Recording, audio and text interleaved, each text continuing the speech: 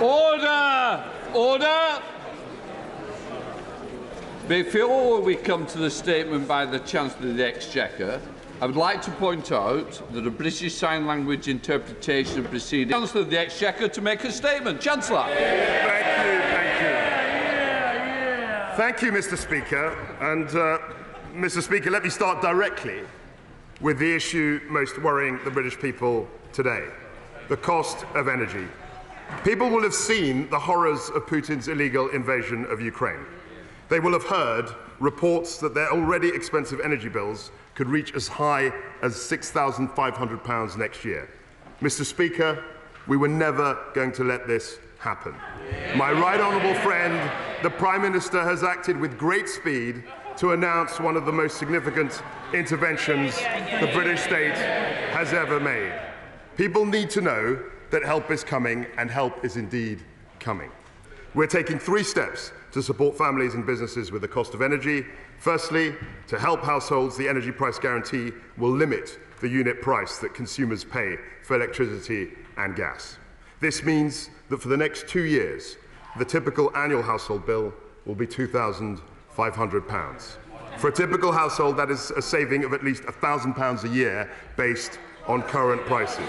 We are continuing our existing plans to give all households £400 off bills this winter.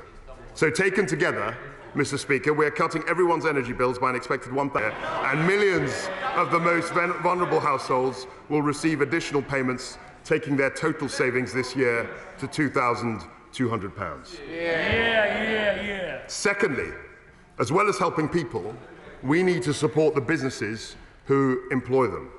The Energy Bill Relief Scheme will reduce wholesale gas and electricity prices for all UK businesses, charities and the public sector, such as schools and hospitals. This will provide a price guarantee equivalent to the one provided for households for all businesses across the country.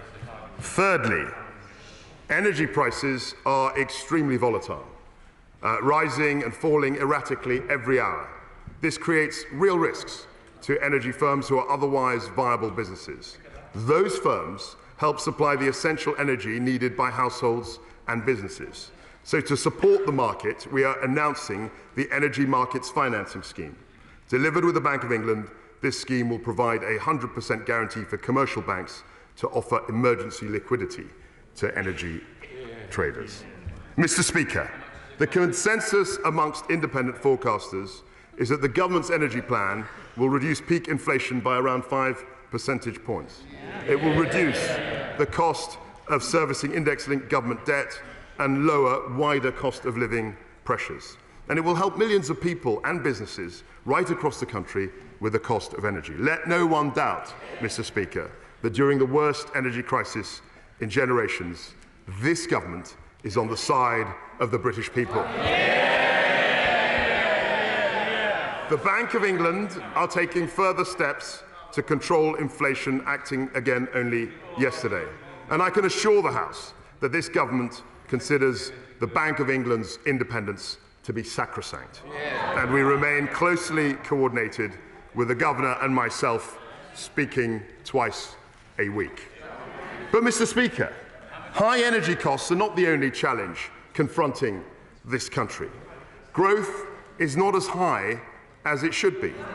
This has made it harder to pay for public services, requiring taxes to rise. In turn, higher taxes on capital, higher taxes on labour have lowered returns on investment and work, reducing economic incentives and hampering growth still further. This cycle has led to the tax burden being forecast to reach the highest levels since the late 1940s, before even Her late Majesty acceded to the throne. We are determined, Mr. Speaker, to break that cycle. We need a new approach for a new era, focused on growth. Our aim over the medium term is to reach a trend rate of growth of 2.5%. And our plan, Mr. Speaker, is to expand the supply side of the economy through tax incentives and reform. That is how we will deliver higher wages, greater opportunities, and crucially, Mr. Speaker, fund public services now and into the future. That is how we will compete successfully with dynamic economies around the world. And that is how, Mr. Speaker, we will turn this vicious cycle of stagnation into a virtuous cycle of growth. So, as a government, we will focus on growth, even where that means taking difficult decisions. Now, none of this is going to happen overnight, but today we are publishing our growth plan.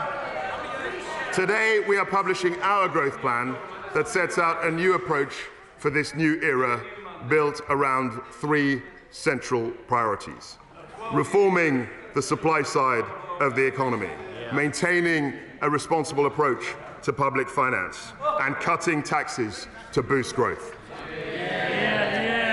Mr. Speaker, the UK today has the second lowest debt-to-GDP ratio of any G7 country.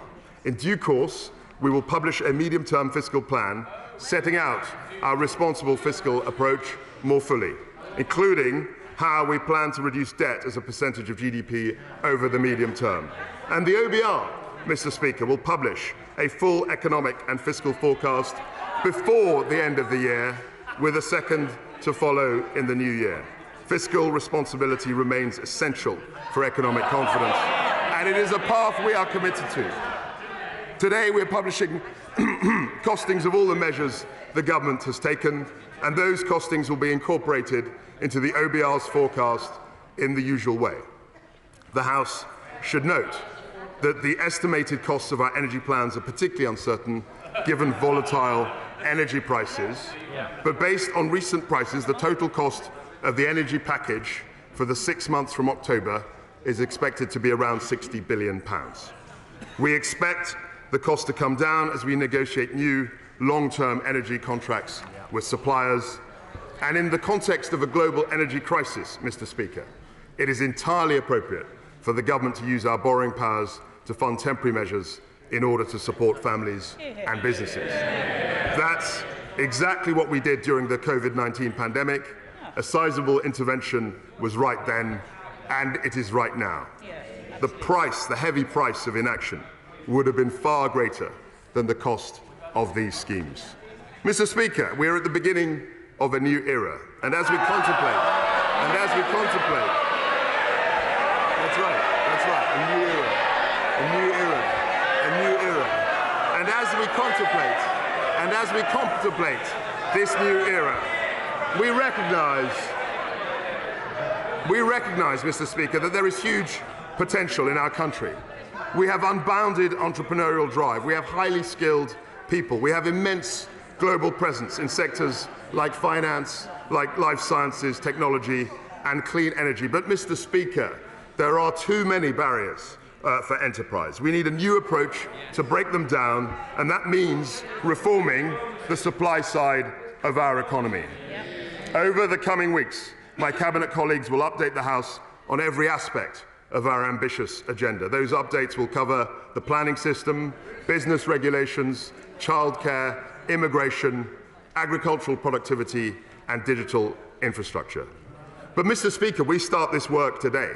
An essential foundation of growth is infrastructure.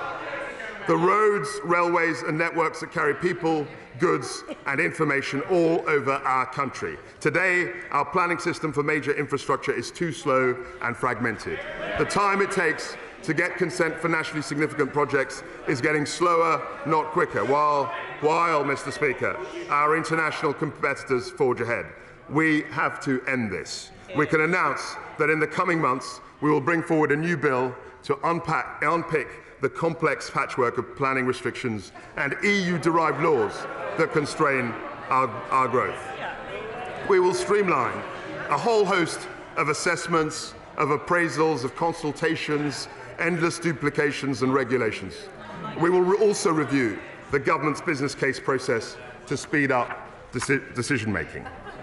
And today, we are publishing a list of infrastructure projects that will be prioritised for acceleration in sectors like transport, energy and telecoms. And to increase housing supply and enable forthcoming planning reforms, we will also increase the disposal of surplus government land to build new homes. Mr. Speaker, we are getting out of the way to get Britain building. One of the proudest achievements of our Conservative government is that unemployment is at the lowest level for nearly 50 years.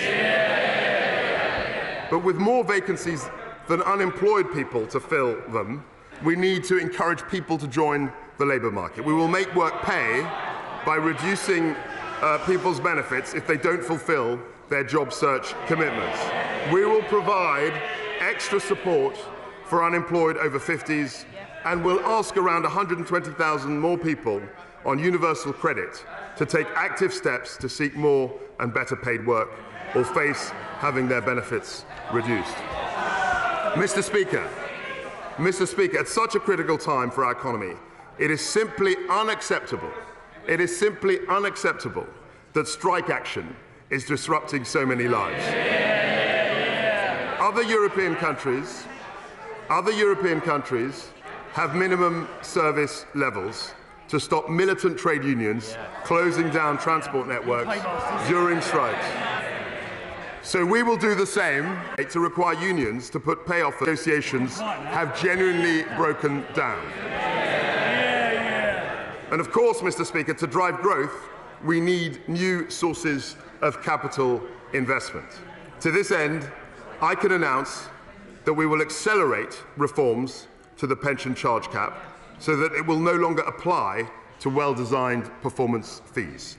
This will unlock pension fund investments into UK assets and innovative high-growth businesses. It will benefit, Mr. Speaker, savers and increase growth. And we will provide up to £500 million to support new innovative funds and attract billions of additional pounds into UK science and technology scale-ups. Now, Mr. Speaker, this brings me to the cap on bankers' bonuses.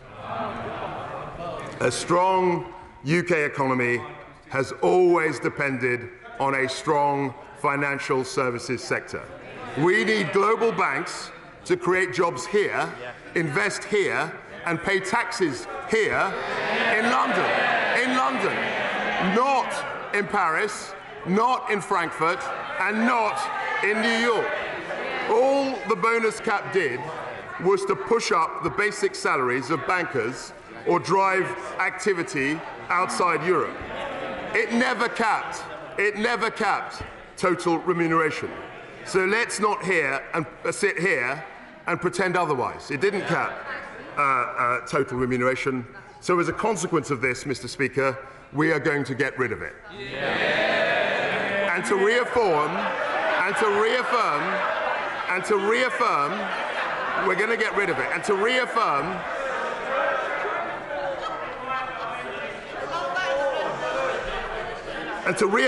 the UK's status as the world's financial services centre, I will set out an ambitious package of regulatory reforms later in the autumn. But, Mr. Speaker, to support growth right across the country, we need to go further with targeted action in local areas. So today, I can announce the creation of new investment zones. We will liberalise planning rules in specified agreed sites, releasing land and accelerating development. And, Mr. Speaker, we will cut taxes. For businesses in designated tax sites for 10 years, there will be accelerated tax reliefs for structures and buildings and 100% tax relief on qualifying investments in plant and machinery. On purchases of land and buildings for commercial or new residential development, there will be no stamp duty to pay whatsoever. On newly occupied business premises, there will be no business rates to pay whatsoever.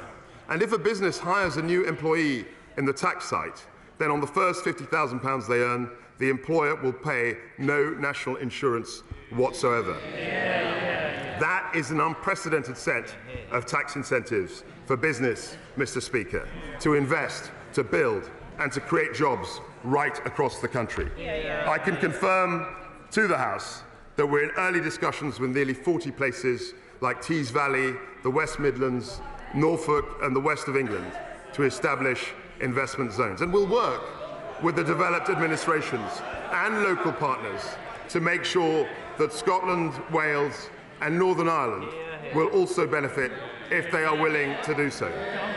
if we really want to level up, Mr. Speaker, we have to unleash the power of the private sector. And now, Mr. Speaker, we come to tax, central to solving the riddle of growth. The tax system is not simply about raising revenue for public services, vitally important though that is. Tax determines the incentives across our whole economy. And we believe that high taxes reduce incentives to work, they deter investment, and they hinder enterprise. As my right honourable friend, the Prime Minister, has said, we will review the tax system to make it simpler, more dynamic, and fairer for families, and we're taking that first step today. Mr. Speaker, the interests of businesses are not separate from the interests of individuals and families. In fact, it is businesses that employ most people in this country. It is businesses that invest in the products and services we rely on. Every additional tax on business is ultimately passed through to families through higher prices, lower pay, or lower returns on savings. So I can therefore confirm that next year's planned increase in corporation tax the corporation tax rate will not rise to 25%. It will remain at 19%, and we will have the lowest rate of corporation tax in the G20. This will plough almost £19 billion a year back into the economy. That's £19 billion for businesses to reinvest, create jobs, raise wages, or pay the dividends that support our pensions. I've already taken steps elsewhere in this statement to support financial services, so the bank surcharge will remain at 8%. But, Mr. Speaker, we will do more to encourage private investment. The annual investment allowance, which gives 100% tax relief on investments in plant and machinery, will not fall to £200,000 as planned. It will remain at £1 million, and it will do so permanently. Our duty, Mr. Speaker, is to make the UK one of the most competitive economies in the world, and we are delivering. We will deliver on this. Mr. Speaker, we want this country to be an entrepreneurial, share-owning democracy. The Enterprise Investment Scheme, the Venture Capital Trust, we will extend beyond 2025. The Seed Enterprise Investment Scheme, company share option plans, we will increase the limits to make them more generous. Crucial steps on the road to making this a nation of entrepreneurs. For the tax system to favour growth, Mr. Speaker, it needs to be much simpler.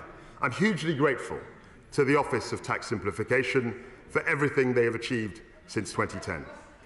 But instead of a single arm's-length body which is separate from the Treasury and HMRC, we need to embed tax simplification into the heart of government.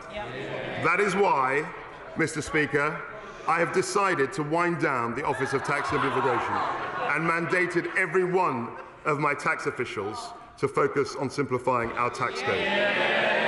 To achieve a simpler system, I will start by removing unnecessary costs for business. Firstly, we will automatically sunset EU regulations by December 2023, requiring departments to review, replace or repeal retained EU law. This will reduce burdens on business, improve growth and restore the primacy of UK legislation.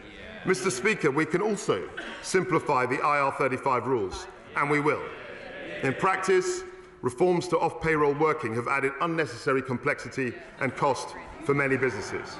So, as promised by my right honourable friend, the Prime Minister, we will repeal the 2017 and 2021 reforms. Of course, we will continue to keep compliance closely under review. Mr. Speaker, Britain welcomes millions of tourists every year, and I want our high streets and airports, our ports and our shopping centres to feel the economic benefit. So we have decided to introduce VAT-free shopping for overseas visitors. We will replace the old paper-based system with a modern digital one, and this will be in place as soon as possible. This is a priority for our great British retailers, so it is our priority too. Our drive to modernise also extends to alcohol duties. I have listened to industry concerns about the ongoing reforms. I will therefore introduce an 18-month transitional measure for wine duty. I will also extend draft relief to cover smaller kegs of 20 litres and above to help smaller breweries. And at this difficult time, we are not going to let alcohol duty rates rise in line with RPI. So I can announce that the planned increases in the duty rates for beer, for cider, for wine, and for spirits will all be cancelled. Now, Mr. Speaker, we come to the question of personal taxation. It is an important principle that people should keep more of the money they earn. And it is good policy, Mr. Speaker, to boost the incentives for work and enterprise. Yesterday, we introduced a bill that means the health and social care levy will not begin next year. It will be cancelled. The increase in employer national insurance contributions and dividends tax will be cancelled. And the interim increase in the national insurance rate brought in for this tax year will also be cancelled. And this cut will take effect from the earliest possible moment, November the 6th. Reversing the levy delivers a tax cut for 28 million people, Mr. Speaker, worth on average £330 every year. A tax cut for nearly 1 million businesses. And I can confirm the additional funding for the NHS and social care services will be maintained at the same level. Thank you. Mr. Speaker, I have another measure. Today's statement is about growth. Home ownership is the most common route for people to own an asset, giving them a stake in the success of our economy and society. So to support growth, increase confidence and help families aspiring to own their own home, I can announce that we are cutting stamp duty. In the current system, there is no stamp duty to pay on the first £125,000 of a property's value. We are doubling that to £250,000. First-time buyers currently pay no stamp duty on the first £300,000. We're increasing that threshold as well to £425,000. And we're going to increase the value of the property on which first-time buyers can claim relief from £500,000 to £625,000. The steps we've taken today mean that 200,000 more people will be taken out of paying stamp duty altogether. This is a permanent cut, Mr. Speaker, to stamp duty effective from today. I have another measure, Mr. Speaker. I have another measure. High tax rates damage Britain's competitiveness. They reduce the incentive to work, to invest and to start a business. And the higher the tax, the more ways people seek to avoid them, or work elsewhere, or simply work less, rather than putting their time and effort to more creative and productive ends. Take the additional rate of income tax. At 45%, it is currently higher than the headline top rate in G7 countries like the US and Italy. And it is even higher than social democracies like Norway. But I'm not going to cut the additional rate of tax today, Mr. Speaker. I'm going to abolish it altogether. From April the 23rd, we will have a single higher rate of income tax of 40%. This will simplify the tax system and make Britain more competitive. It will reward enterprise and work. It will incentivise growth. It will benefit the whole economy and the whole country. And Mr. Speaker, after all, this only returns us to the top rate we had for 20 years, including the entire time the opposition was last in power. Bar 1 month. And that's not all. I can announce today that we will cut the basic rate of income tax to 19 pence in April 2023, 1 year early. That means a tax cut for over 31 million people in just a few months' time.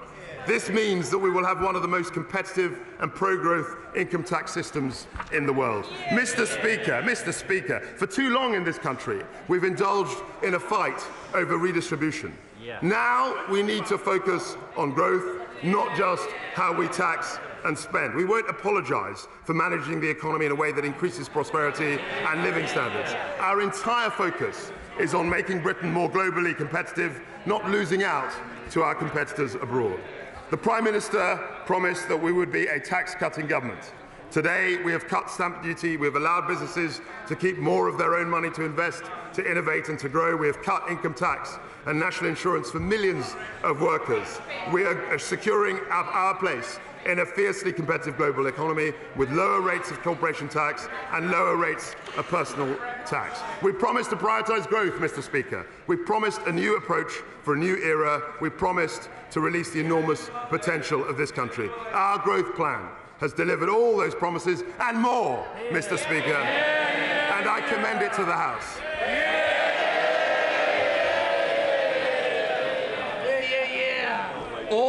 Order. Before I call the Shadow Chancellor, I inform the Honourable and Right Honourable members that at the end of questions on the statement, I will call the Chancellor of the Exchequer to move a provisional collection of taxes motion. Copies of the motion are being made available in the vote office. I now call the Shadow Chancellor of the Exchequer, Rachel Reeves. Thank you, Mr. Speaker. I would like to welcome the Right Honourable Gentleman to his place. Can I thank the Chancellor on his comprehensive demolition of the record of the last 12 years. Their record, their failure, their vicious circle of stagnation. The Chancellor has confirmed that the costs of the energy price cap will be funded by borrowing, leaving the eye-watering windfall profits of the energy giants untaxed. The oil and gas producers will be toasting the Chancellor in the boardrooms as we speak, while working people are left to pick up the bill. Borrowing higher than it needs to be, just as interest rates rise. And yet the Chancellor refuses to allow independent economic forecasts to be published, which would show the impact of this borrowing on our public finances, on growth and on inflation. It is a budget without figures, a menu without prices. Speaker, what has the Chancellor got to hide? This statement is an admission of 12 years of economic failure. And now here we are, one last claim that these ministers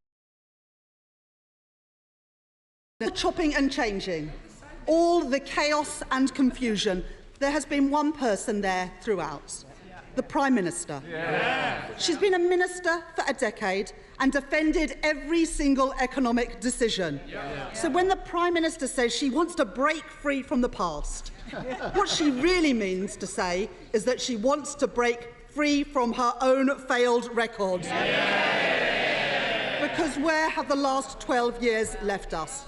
Lower growth, lower investment, lower productivity, and today we learn that we have the lowest consumer confidence since records began. The only things that are going up are inflation, interest rates and bankers' bonuses. And borrowing. As the Tories become more and more detached from reality, millions of people, millions of our constituents, are lying awake at night, worried about how they're going to make ends meet. Labour won the argument that action on energy bills was necessary. But the question is, who pays? The energy producers who have profited so much from the rises in prices should make a contribution. But when the country asked who should fit the bill for their energy rescue package, the Conservatives responded, you, the British people. Instead of standing up for working people, the Conservatives chose to shield the gigantic windfall profits of the energy giants, leaving tens of billions of pounds on the table and pushing all of the costs onto government borrowing, to be paid for by current and future taxpayers. The Prime Minister and Chancellor have no regard for taxpayers' interests or for the concerns of working people. It's not just the Conservative Party is not working for ordinary families, it is actively working against them. Mr. Speaker, we have had 6 so-called plans for growth from the Conservatives since 2010. Here they are, Mr. Speaker, a litany of failure, every single one of them. Now, I do at least commend the Chancellor on having the ambition of achieving 2.5% growth a year, the last Labour government's rate of economic growth. But to achieve that sort of growth, and for that sort of growth to be sustainable, you need a credible plan. And the truth is that this government does not have one. The Prime Minister and Chancellor are like two desperate gamblers in a casino chasing a losing run. The argument peddled by the Chancellor today isn't a great new idea or a game changer, as the Minister said, as much as he'd like us to think so. What this plan adds up to is to keep corporation tax where it is today and take national insurance contributions back to where they were in March. Some new plan. And it's all based on an outdated ideology that says if we simply reward those who are already wealthy, the whole of society will benefit. They've decided to replace levelling up with trickle down. As President Biden said this week, he is sick and tired of trickle-down economics. And he is right to be. It is discredited, it is inadequate, and it will not unleash the wave of investment that we need. Mr. Speaker, it is not just those on this side of the House who have these concerns. The Right Honourable Member for Surrey Heath described the Prime Minister's economic plans as taking a holiday from reality. The Right Honourable Member for Richmond, that was 2 Chancellors ago, was perhaps too honest with his party. He said, "We have tried having a low corporation tax as a means of getting business to invest, but that it has not worked." Now, the new Chancellor and the new Prime Minister used to agree with that. Indeed, they voted for it. Labour supported it too. Members opposite might have changed their minds, but we have not.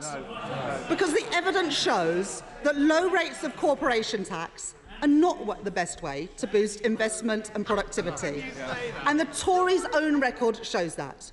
Britain has the lowest headline rate of corporation tax in the G7, but we also have the lowest rate of business investment in the G7. That's why Labour would do what businesses are actually asking for, using targeted investment allowances to boost productivity and growth, and scrapping outdated and unfair business rates that harm our high streets and small businesses, replacing them with a system that's fit for the 21st century. And what about their other policies? Let's take the so-called investment zones. Again, these are nothing new. Every time they were tried, all they have achieved was moving growth around the country, not creating it. The best way out of the high-tax, low-growth spiral that the Conservatives have created is to get the economy firing on all cylinders in all parts of the country. It's going to take much more than a stamp duty cut to get our country back on track, and home ownership back to the levels last seen under a Labour government. Now, these stamp duty changes have been tried before. Last time the government did it, a third of the people who benefited were buying a second home, a third home, or a buy-to-let property. Is that really the best use of taxpayers' money when borrowing and debt are already so high? And can the Chancellor confirm today how much of this stamp duty cut will go to those purchasing multiple properties? Instead of stamp duties going up and down like a yo-yo, we need to get building. We need to target support at first-time buyers and tackle the issue of homes being sold to overseas investors. The Chancellor has made clear who his priorities are today. Not a plan for growth, a plan to reward the already wealthy, a return to the trickle-down of the past, back to the future, not a brave new era. The Chancellor and Prime Minister proclaimed in Britannia Unchained that the British are amongst the worst idlers in the world.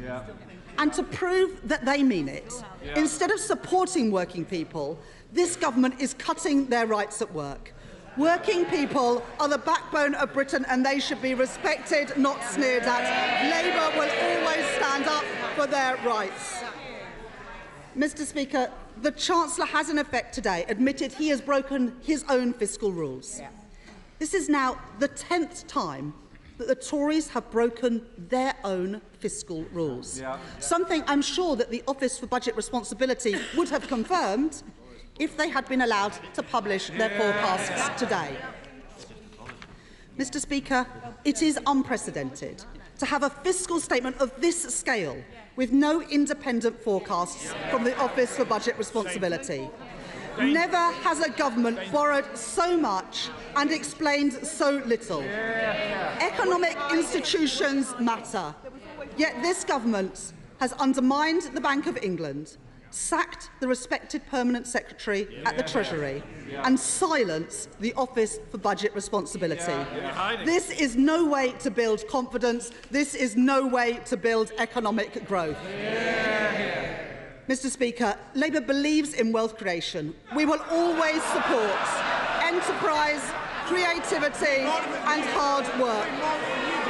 We want British business to grow, to be successful and to contribute to our country's prosperity.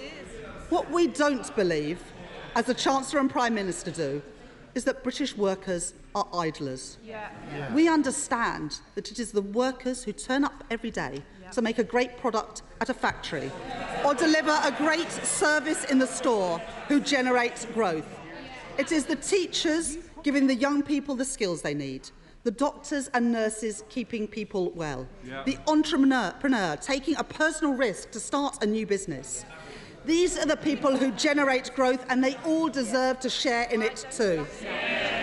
Mr. Speaker, this statement is more than a clash of policies.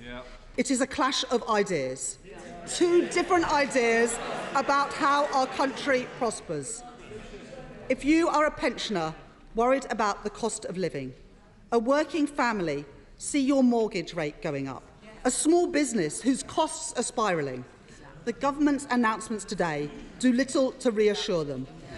Bigger bonuses for bankers, huge profits for energy giants, shamelessly shielded by Downing Street, and all the while, ministers pile the crushing weight of all of these costs onto the backs of taxpayers. The value of sterling has fallen. We can see it, half his colleagues suspect it, and financial markets know it. The verdict is clear. When it comes to the economy, this Tory leadership do not know what they are doing. The Conservatives cannot solve the cost of living crisis. The Conservatives are the cost of living crisis, and our country cannot afford them anymore. Chancellor of the Exchequer.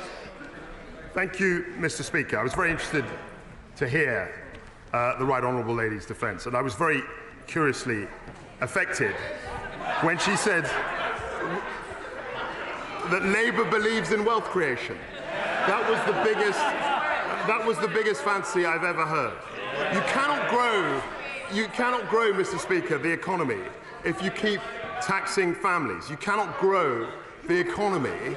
You cannot grow the economy if you see business as the enemy. We have to reiterate very clearly to our friends on the opposite benches that you cannot tax your way to prosperity. You cannot help workers by increasing their taxes. And far from denigrating British workers, what our measures have done, is they are relieving burdens on our workers and our people by intervening on energy prices and also relieving the burden of taxation. We've got to unshackle the creative energies of this country, and that's what we're 100% focused on doing. Committee Melstride. Mr. Speaker, I welcome much in this statement. There is a great deal that will help millions of families and businesses up and down the country, but there is a vast void at the centre of the announcements that have been made this morning, and that is the lack of an independent OBR forecast. And at a time, Mr. Speaker, when the markets are getting twitchy about government bonds, when the currency is under pressure, now is the time for transparency and making it very clear that whatever tax cuts or otherwise there may be, they are done in a fiscally responsible manner. And I have to say to my right honourable friend that he should have come forward with an OBR forecast, and that we know as a committee, because of our correspondence with Richard Hughes, the head of the OBR, that the OBR was standing ready to come forward with just such a forecast. And we further know, because of that correspondence, that there is a forecast, a baseline forecast, that the Chancellor has at the moment and would have been on his desk when he first arrived in office. So could I now gently and respectfully ask him to release that forecast, to provide transparency to the House, to provide a calmness to the markets, and to do it without any further delay? Thank you. I'd like to thank my right honourable friend, and I'd also like to gently and respectfully remind him that in the statement I committed in a very categorical way to the OBR coming up with a forecast before the end of the calendar year. It will be a full forecast, it won't be a baseline forecast, and it will fully score the measures outlined in this growth plan. And I'd be very happy to meet him in his committee at a time which is convenient. SNP spokesperson Alison Thewlis. Thank you, Mr. Speaker. The Chancellor comes here today, the sixth Chancellor in 7 years, asking us to believe that the things that he voted fine at the time, but need completely reversed now. A new era, but they've been in government for 12 years. He stretches credibility beyond breaking point, saying that tax cuts for the rich, whopping bonuses for the bankers and low corporation tax for companies will somehow refloat, magically, Britain's sinking economy. He has no evidence, and this is no plan for growth. It is budget measures with no OBR assessment, ducking scrutiny time and time again. It is a plan, Mr. Speaker, for recession, for debt on an unsustainable trajectory and almost inevitable public sector cuts to come. Actively choosing to permanently cut taxes and spend eye-watering sums to patch up a failed energy market while inflation soars, interest rates are hiked and recession looms will not create growth, it will create economic chaos. Nothing he has said today will provide any reassurance and give hope to ordinary people, folks struggling to get by in broken Britain. Families unable to put food on the table and heat their homes, punished by the Tory benefit cap and the two-child limit. These policies are driving up child poverty, and the Chancellor should be scrapping them, not the bankers' bonus cap. Indebted households already struggling to pay their mortgages in debt. A stamp duty cut is not going to help, it's going to overheat that housing market even more. Mr. Speaker, disabled people and carers are terrified the electricity will run out. Pensioners are scared to turn on the heating. The energy price cap should not go up. It's already too high, and people must get more help now. Asylum seekers and people stuck on no recourse to public funds are forced to get by on a pittance, and there was nothing whatsoever for them from this Chancellor. Mr. Speaker, community organisations like Glasgow Central Mosque face additional energy bills of hundreds of thousands of pounds, which as a charity they just cannot afford. People depend on community organisations like the mosque, and they are being asked to be on the front line this winter. Even with the 6-month reprieve in energy prices, these bills will not go away. Would the Chancellor have the mosque close their elderly daycare service, or the counselling provision, the mother and toddler group, the poverty reduction work, or the vaccination centre that's been running in the community hall? These are very real choices communities are already having to make. The businesses I've been listening to over the past months are incredibly worried for the future. They were already facing severe pressure through supply chain costs, input costs, labour costs, COVID debts and Brexit woes before energy prices soared. Now they don't know how they will survive. 6 months will go by in a flash, and the question remains, what then? What then from the Chancellor? Companies can't wish away these bills. The eye-wateringly unaffordable contracts they are being forced to sign right now.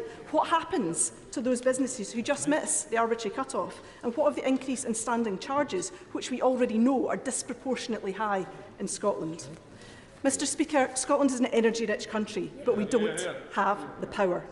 Scotland's renewables sector is booming, but in off-gas grid rural Scotland, surrounded by the wind turbines generating clean green energy, people are having to spend an absolute fortune in heating oil. In Argyll and Bute, in Angus, the Highlands and Islands and across our rural communities, household fees increases of over 230% in the past 2 years alone. The UK Government's offer of £100 is nothing short of an insult as people turn to credit cards to fill up their fuel tanks. The Scottish Government is doing all in its power to support people through this crisis, strengthening the safety net by increasing the Scottish Child payment to £25 a week, doubling the Fuel Insecurity Fund to £20 million and freezing rents because renters are also facing pressures. We have the highest rate of the real living wage in Scotland. We've invested in tackling fuel poverty and energy efficiency, but we could do so much more with more budget and more powers. At the back of the Blue Book today, still no carbon capture and storage for the north east of Scotland, a game changer for renewables in Scotland. Where is that in the Chancellor's plans? Nowhere again. We could have growth by investing in skills, in net zero and productivity. The Chancellor's plans will not do this. Mr Speaker, people don't freeze to death in our Nordic neighbours, and people there are not living in one of the most unequal countries in the world, and it's only getting worse. This right-wing Thatcher cosplaying shambles of a government is making choices that they will never feel the consequences of.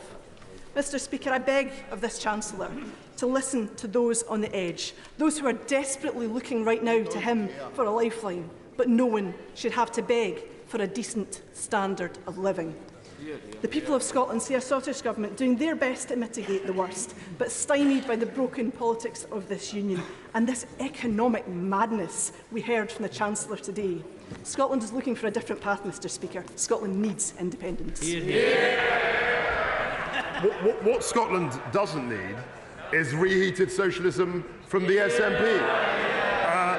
She mentioned energy, and I'm always staggered when people in her party mention energy and they don't countenance nuclear power. Nuclear power is a great, clean form of energy. And while we speak about energy, she will know that we have indeed listened. We have implemented a limit to energy prices. My right honourable friend, the Prime Minister, who's no longer in her place, made the engagement within 2 days of taking office, and it's something which I'm very proud of, and we've also extended it to supporting businesses. In fairness, the spokesman for the SNP was heard in silence by members on this side. I certainly expect the answer to be heard in silence, and especially as it affects the constituencies concerned. Chancellor of the Exchequer. And I was very surprised to hear her mention energy, given the SNP's appalling record in that regard. I'm very open to her ideas, but I would very much recommend that she pursues nuclear power, which has got a great tradition in Scotland. John Glenn. Mr Speaker, I very much welcome the aspirations for growth, and all governments, all Conservative chancellors should have their minds focused on sustainable growth. I welcome the measures on EIS and SEIS which were planned. I note the economic logic behind the bankers' bonus cap change. But what I would say is that in my 4.5 years as City Minister, the biggest concern that banks had was for the overall tax burden.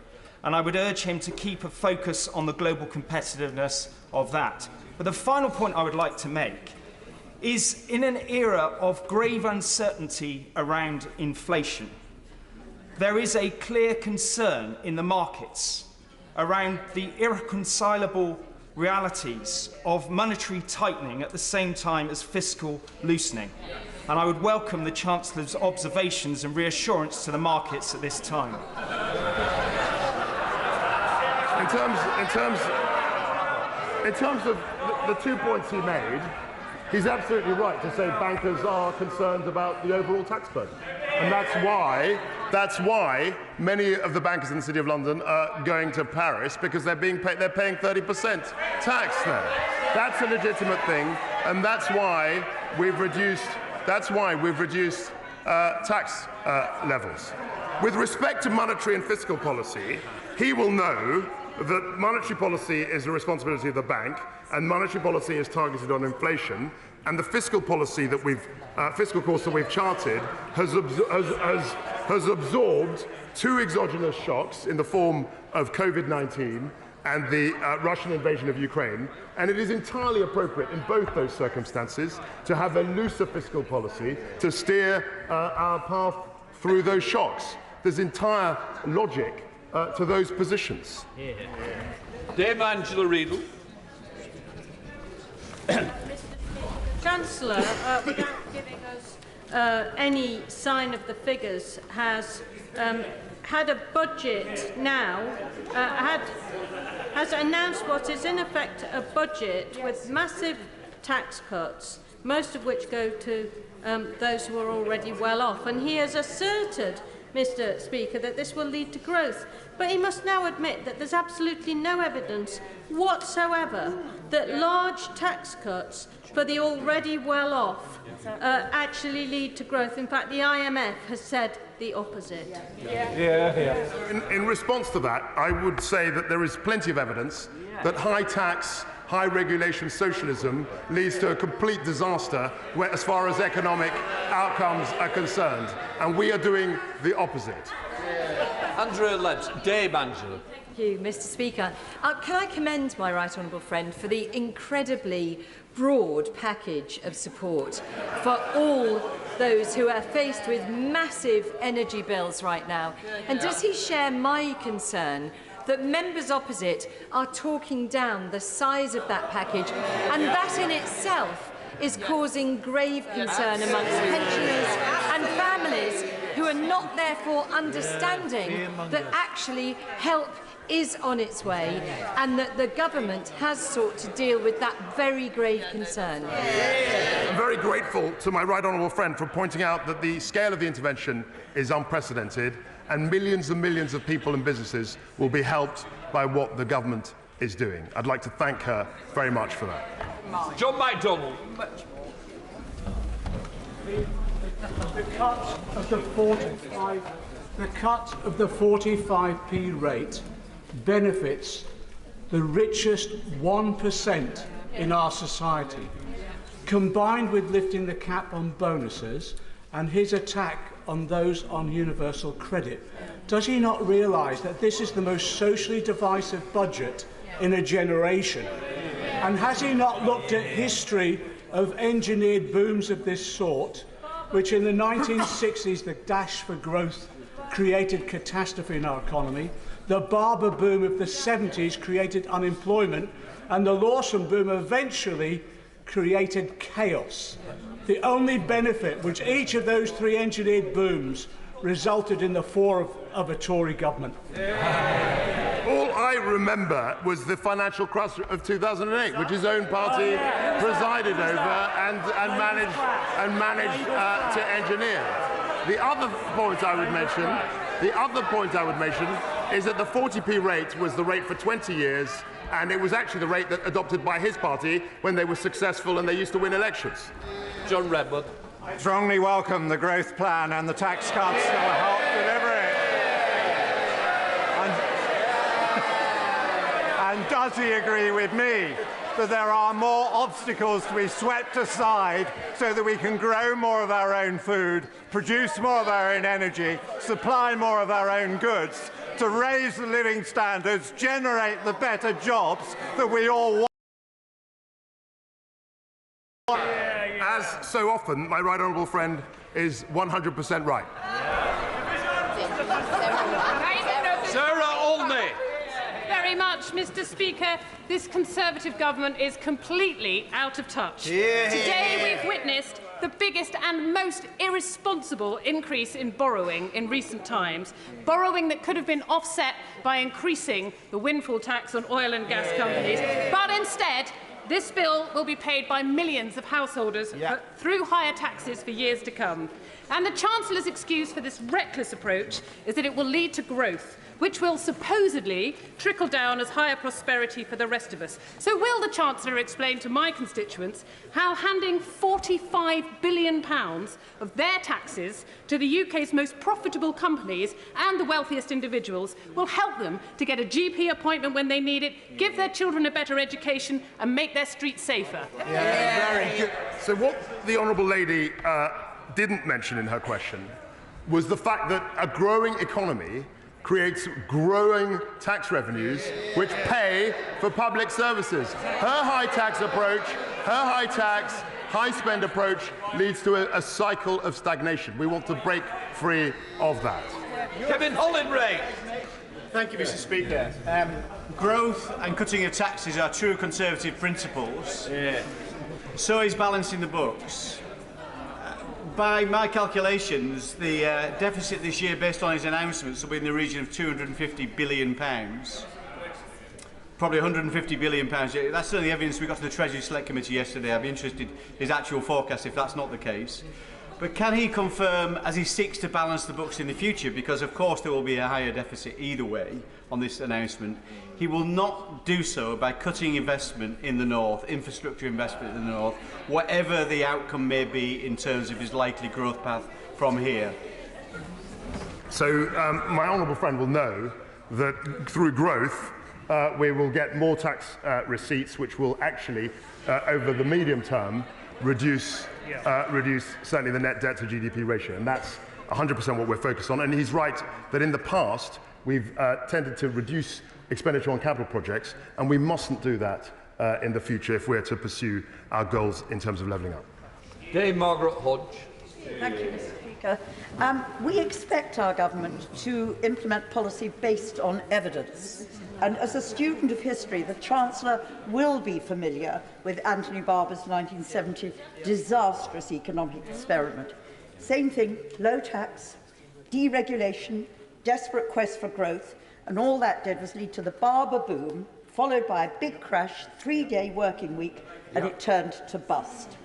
The Chancellor is risking all our livelihoods, he's risking our economy, and he's risking our public finances on the altar of a discredited ideology. A tsunami of tax cuts and giveaways to 80,000 Conservative members who voted the Prime Minister into office, and little for the 80% of Britons who are struggling and facing a tough winter ahead is outrageous. According to Einstein, Mr. Speaker, insanity is trying to do the same thing over and over and expecting different results. My question to the Chancellor is this: can he not see that his budget is madness?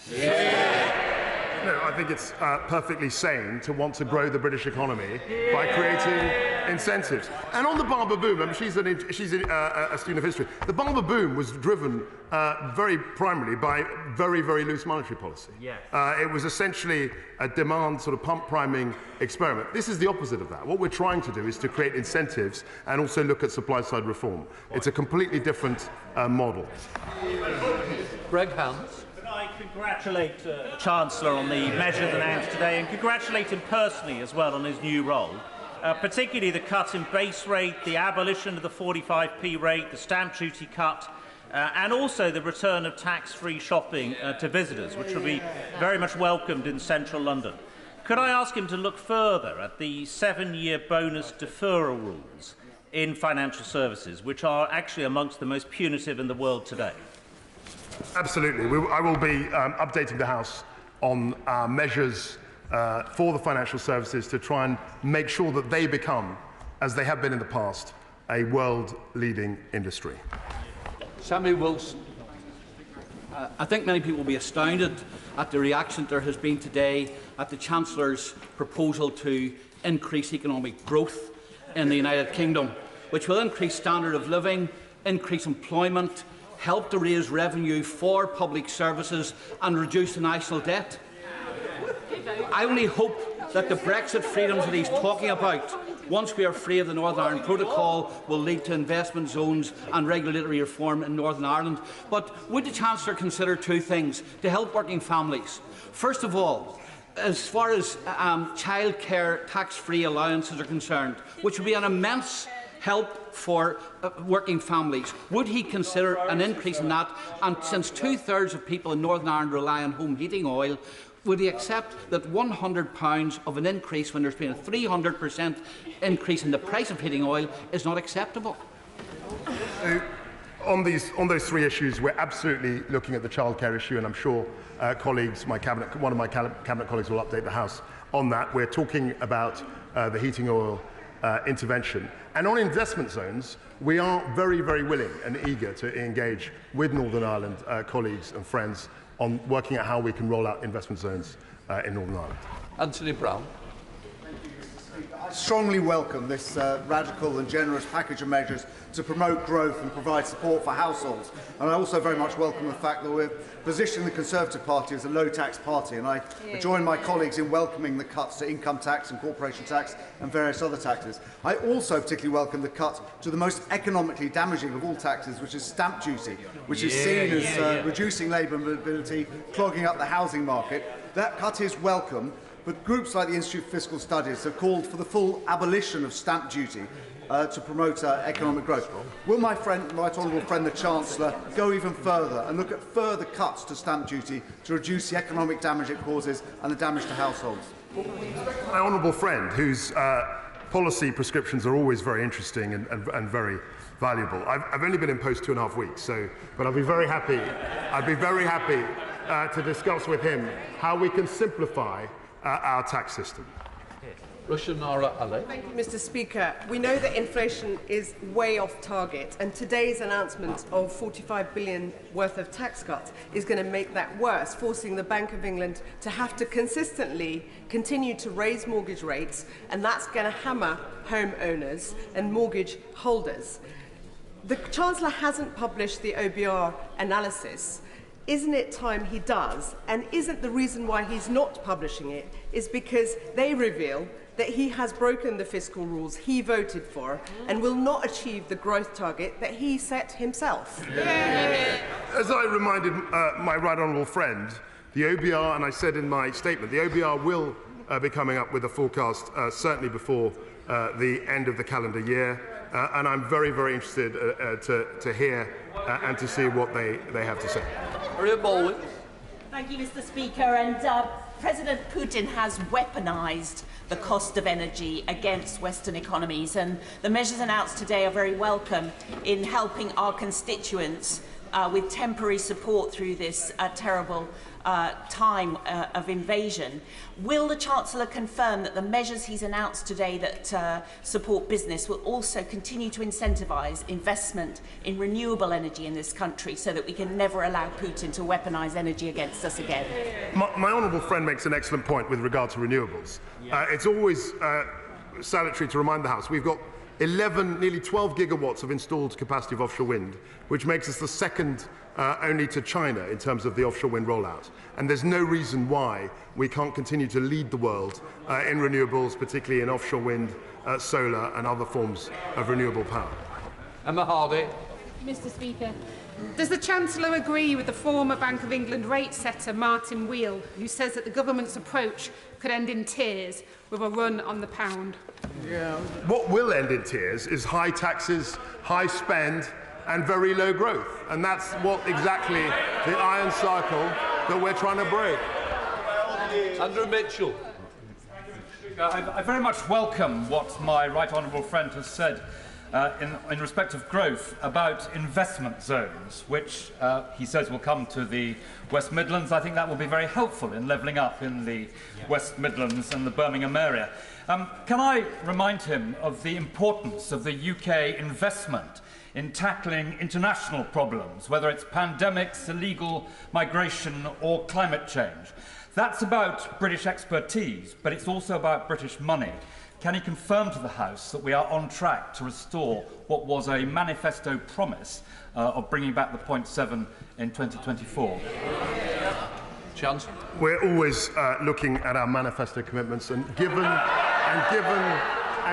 our leadership in this, I hope that we can come to the 0.7 as soon as is practicable and the finances, the public finances allow. Ben Lake. The Chancellor began his statement by stating that the government will be cutting everyone's energy bill by an average of £1,400. But there are concerns, of course, whether this will indeed be the case for households and businesses that are not connected to the mains gas grid.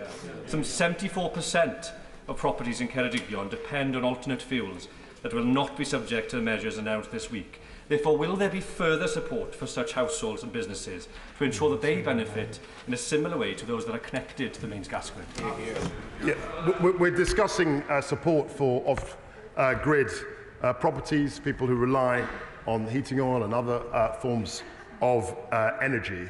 And that's something which my right honourable friend, the Business Secretary, Energy Secretary, will be discussing as well, and will set forth in more detail very soon. Sir Jeremy Wright. Thank you very much, Mr. Speaker. I welcome the short-term support on energy costs the government is pursuing, and I welcome too the government's focus on growth in the longer term.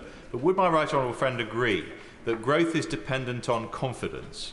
Confidence of businesses, but also confidence of households who spend on the products and services those businesses create. And would you also agree that that confidence will evaporate if people's costs on their mortgage increase further than the benefits that they gain from tax reductions? And will he do all he can to make sure that doesn't happen? That and also reducing the tax burden. But he's quite right that there is a risk in respect of interest rates, and I'm speaking to the Governor regularly to see what his views are on that. We're working closely together, and we will be very focused on alleviating the burden on our constituents. George Howard.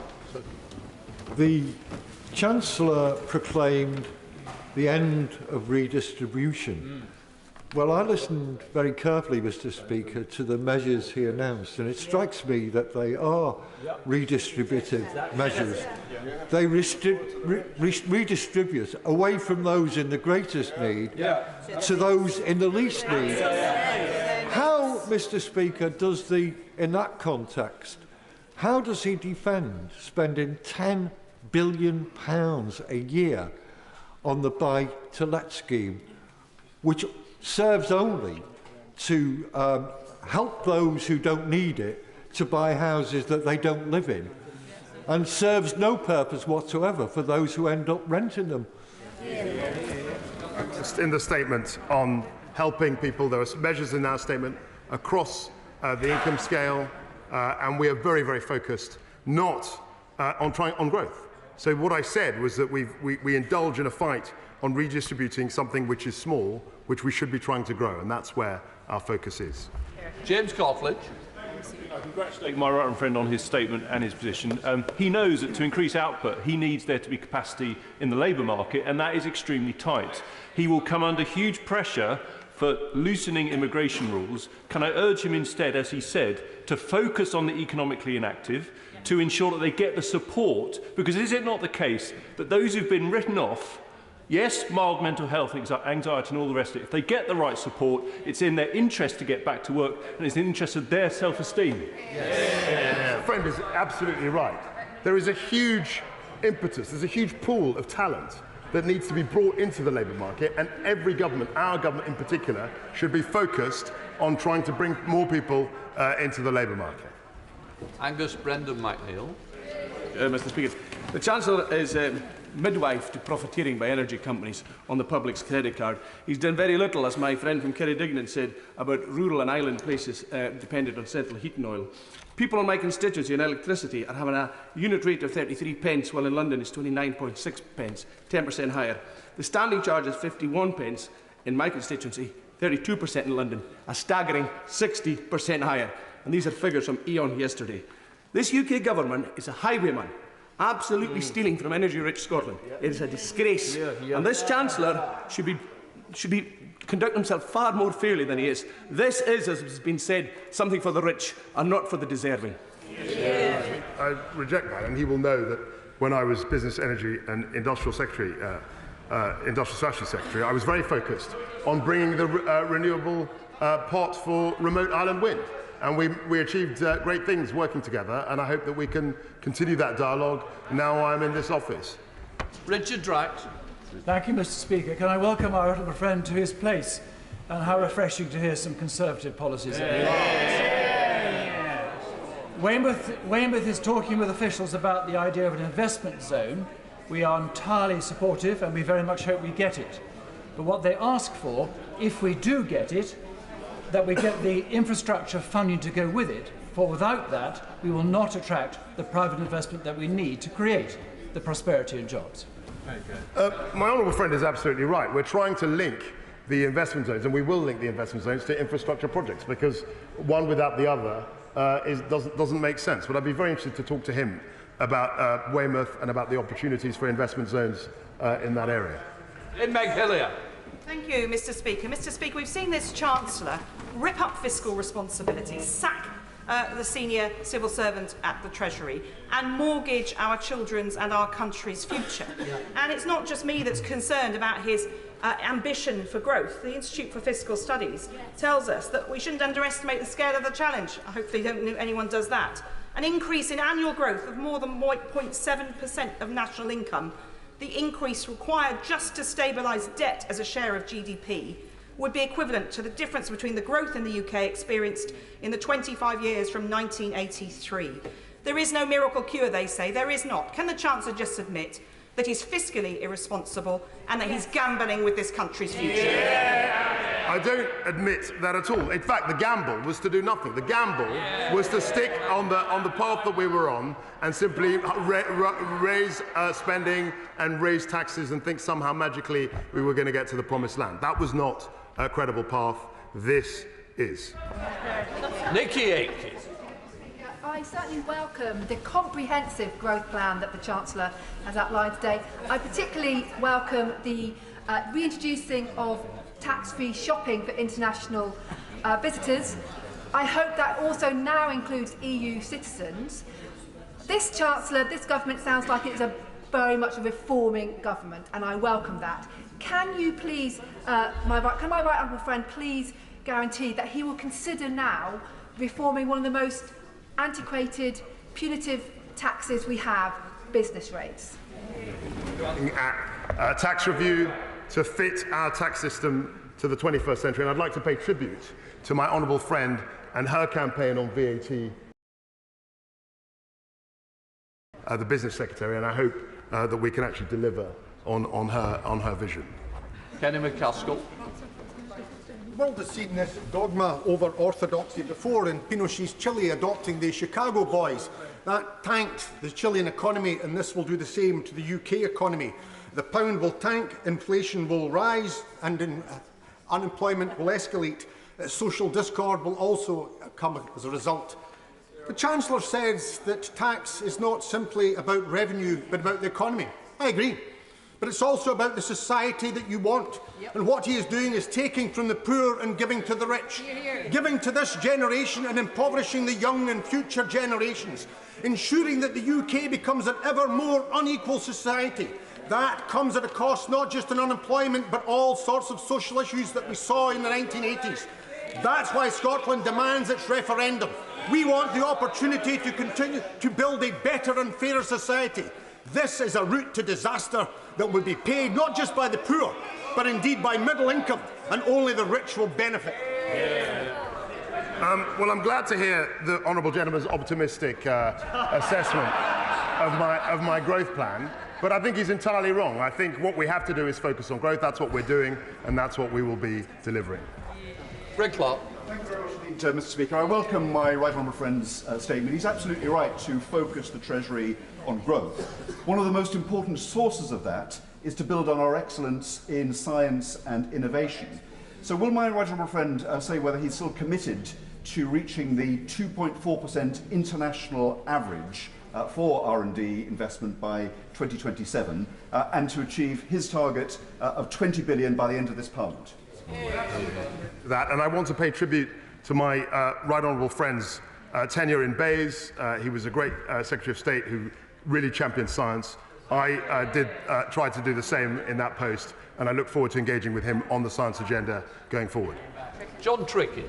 Thank you, Mr. Speaker. And isn't it clear that the Chancellor's growth plan only grows one part of the economy, and that's the bankers' bonuses and the incomes of the richest in our society? And if the Chancellor really wants to cut through the cycle of low pay, poor productivity and low economic growth, shouldn't he actually be abandoning his ideological commitment to trickle-down economics and finally announce a massive public programme of investment in England and Britain's regions and nations? So we do have a massive programme of investment, and it's called business and the private sector being able to mobilise capital to act in such institutions like investment zones. That's a really radical plan, and I was delighted to announce it this morning. Robert Halford. Thank you very much, Mr. Speaker. I strongly welcome the income tax cuts and the energy rebates and the freeze, as well as the other cost of living measures, which will enormously help my constituents, many of whom are working 7 days a week just to keep their heads above water. If I could just ask my right honourable friend, he knows that petrol and diesel prices have been historic highs and that hauliers have been paying up to £125 more every time they fill up. White van men and women filling up £25 more every time they fill up at the petrol stations. So will my right honourable friend, when he comes back and does a full budget, please do everything he can to cut fuel duty, because as he has made clear, he's a tax-cutting Chancellor. Yeah, I'd be very happy Chancellor. to engage my right honourable friend on that. I've entered the House at the same time as he did, and I know that nobody has been more tireless and unstinting in supporting his constituents and focusing on lessening the tax burden. Elaine Reeves. Thank you, Mr. Speaker. We welcome the Chancellor's targets to get back to levels of growth last sustained under a Labour government. Yeah. But under the Conservatives, the UK is currently forecast to have the slowest growth rate of any advanced economy next year. So can the Chancellor tell us what the OBR's estimate is of the impact of the measures announced today on growth? Yeah, as I said, the OBR will come up with a full forecast before the end of the calendar year. Very clear they don't like Martin Vickers. Thank you, Mr. Speaker. My right honourable friend is well aware of the great opportunities in northern Lincolnshire and the Humber region, particularly surrounding renewable energy. And I welcome his announcement relating to investment zones. And I and the two Conservative local authorities in my constituency want to work with him to deliver that. But even sooner, we can actually deliver on the Humber free ports. Can he confirm that the free port designation will continue, and will he unblock the process that is delaying the launch of the free port? The free ports are certainly continuing, and I'd be very happy to speak to my honourable friend about how we can, as he says, as he puts it, unblock the process to accelerate the Humber Freeport bid. Caroline Lucas. Thank you, Mr. Speaker. This budget amounts to an environment wreckers charter, and it is also a statement of missed opportunities. For example, a report just this week shows that a major programme of insulating homes in Britain and installing heat pumps could benefit the economy by £7 billion a year, create 140,000 jobs, by 2030, get our fuel bills down, get climate emissions down too. Tucked away in the growth report on page 14, there is a tiny reference to some investment in energy efficiency. It is nowhere near enough. Why is he setting his face against the kind of retrofit revolution that offers the only viable way out of the current crisis, as well as reducing our dependence on fossil fuels? Is it because, for him, dogma and deregulation trump evidence and common sense every time? It's not about dogma and deregulation. In fact, in terms of the eco and energy efficiency measures, I have campaigned for them certainly when I was business secretary, and I made sure that there was, in fact, reference in the growth plan to the eco plan. And we're going to try, and we may well expand that at a future date. Alberto Costa. Thank you, Mr. Speaker. Nuclear power must form part of a diversified energy portfolio. Can I welcome the measures that the Chancellor has announced today, particularly accelerating energy infrastructure? Can he just say a few words about whether his welcome package includes accelerating modular nuclear reactors? This is the future of the nuclear industry. Would you like to say a few words about that? Yeah, look, I was very focused, as he knows, on SMR production when I was base Secretary of State, and it's something that I want to, the thinking about that, I want to bring into the heart of the Treasury. There's still negotiations to be had, but he's absolutely right. SMRs, nuclear, that's part of our energy mix in the future. Jess Phillips. Thank you, Mr. Speaker. Can the Chancellor just confirm for me that he has just announced a tax cut that means someone earning £1 million will be £40,000 better off? That is more than a nurse earns and over £10,000 more than the average wage in Birmingham. What I am going to confirm is that the top rate of tax has gone back to what it was before she entered the House, but when the party opposite was successful and winning elections. The top rate was for 20 years, and that's what we've gone back to. Peter Alders. Thank you very much, Mr. Speaker. In the Lowestoft and Great Yarmouth area, there is already an enterprise zone which has been very successful, though the land allocated needs to be adjusted to take advantage of the opportunities in the offshore energy and a revived fishing industry. Can my right honourable friend confirm that this existing enterprise zone will benefit from the opportunities that will be provided for the investment zones that he's announced? Chancellor. The enterprise zones, free ports, new investment zones will all benefit from tax reduction, planning, relaxation, and of course there will come a time when other zones, other people, other places will want to become investment zones. This is a huge opportunity for communities up and down the country. Catherine McKinnell. Government and another growth plan. Yet the reality is the child poverty gap between the North East and the rest of the country is at a 20-year high.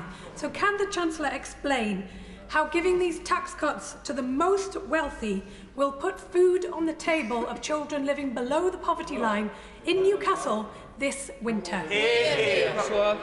When a recession and economic downturns have hit in the past, the people most adversely affected are the most vulnerable in society. What that means that we have a duty to grow the economy and to make sure that we turbocharge growth. That's how we will help all of our constituents. Thank you, Mr. Speaker. Can I warmly welcome my right honourable friend's statement and the return to low tax free market principles that we on this side know will lead to growth and prosperity for everybody in our country. Now, we know the role that the self-employed and entrepreneurs played in growing the economy and getting us back to prosperity after the mess the party opposite made of the economy when they were last in government. So I was delighted to see the reforms to IR35 in my right honourable friend's statement. Can he confirm that with 12,000 registered self-employed in my constituency, those reforms will come quickly to give the self-employed of today, the entrepreneurs of tomorrow and the businesses that might contract their services the confidence to get on and grow? Chancellor. Absolutely, 100%. Justin Oswald. Mr. Speaker, this statement seems completely divorced from the realities of most people's lives. The Chancellor's made the choice to deliberately remove the cap from bankers' bonuses while deliberately ignoring the needs of people who are already struggling to make ends meet. So what is his message to these people, the people who are not going to benefit from his love-in with the super-rich? How does he think people are going to manage? Does the Chancellor just not care? Yeah, that's why we had the energy intervention that was announced last week and that we put forward it, that we've mentioned today. We've got eco schemes, we've got the warm homes discount. We've had a reduction of council tax A to D. There's a huge amount of intervention that we've already done, and we will always... My friend has made clear his intention to lift the bankers' bonus cap, but may I draw his attention to another cap or threshold, the £40,000 annual pension allowance, which is also causing challenges, particularly to many experienced and senior public sector workers. My right honourable friend will be aware of the challenges, NHS workforce challenges that our health service currently faces, and unless this issue is dealt with effectively, and we scrap the £40,000 annual allowance for defined benefit pension schemes, we're going to lose a lot of very experienced clinicians at a time when the NHS needs them most. He can look at bankers' bonuses. Can he also look at this issue? Yeah, the issue has been raised. And it's not just a question of the annual limit, it's also the lifetime allowance. I mean, anecdotally, I hear that is also a big driver. The fact that it's been reduced successively over time is a big driver of people leaving the profession. And that's something I'd be very happy to have a discussion with him about in the future. Mohammed Yazid. While millions struggle with the cost of living, the Chancellor's first priority is to lift the cap on bankers' bonuses and tighten the rules on benefits for those who have the least. The government has already forgotten that the bonus culture led to the banking crash. Lowering regulations put in place to to protect ordinary people and their pension is dangerous. This is Tory austerity all over again, making the rich richer and the poorest poorer. At the time when key workers are being denied a decent pay rise, so why has the Chancellor chosen to help with the wealthy chums? Chancellor. The focus of the growth plan is on growth. It's on getting our economy moving and getting to 2.5%. That's the lens through which I am to remind him of support. David Rutley. Mr. Speaker, growth sectors such as pharmaceuticals will no doubt welcome my right honourable friend's steps on corporation tax. Does he agree that supply-side reforms are also required, with the Department of Health and BEIS working with greater urgency to approve and adopt clinically proven medical treatments to more fully realise the potential of the UK life sciences sector? Very pleased to confirm to my honourable friend that is exactly what we need to be driving forward. We need to be accelerating process so that we can actually deliver outcomes more quickly. And I pay tribute also to the fact that he and I have been debating, talking about these issues for many years now. And I'm very, very pleased that he still remains as focused on growth as he did many years ago. Stephen Farry. Thank you. It may be a very uncomfortable truth for some, but the biggest barrier to growth at present is the fact that there's increased barriers to trade with our dearest neighbour in the European Union as a result of Brexit. And of course there is an alternative reality here today as well, which would be a windfall tax, increased windfall tax on energy companies, investment in a Green New Deal, investment in skills and sound public finances. And how on earth can we look our constituents in the eye whenever they're only being offered £100 for home heating oil, whenever potentially people are going to get thousands in extra benefits today? The wealth is in our society. I think we're looking at the heating oil issue. My right honourable friend, the Business and Energy Secretary, is looking at this, and we will come to a decision on Northern Ireland, I think, very imminent. George Freeman.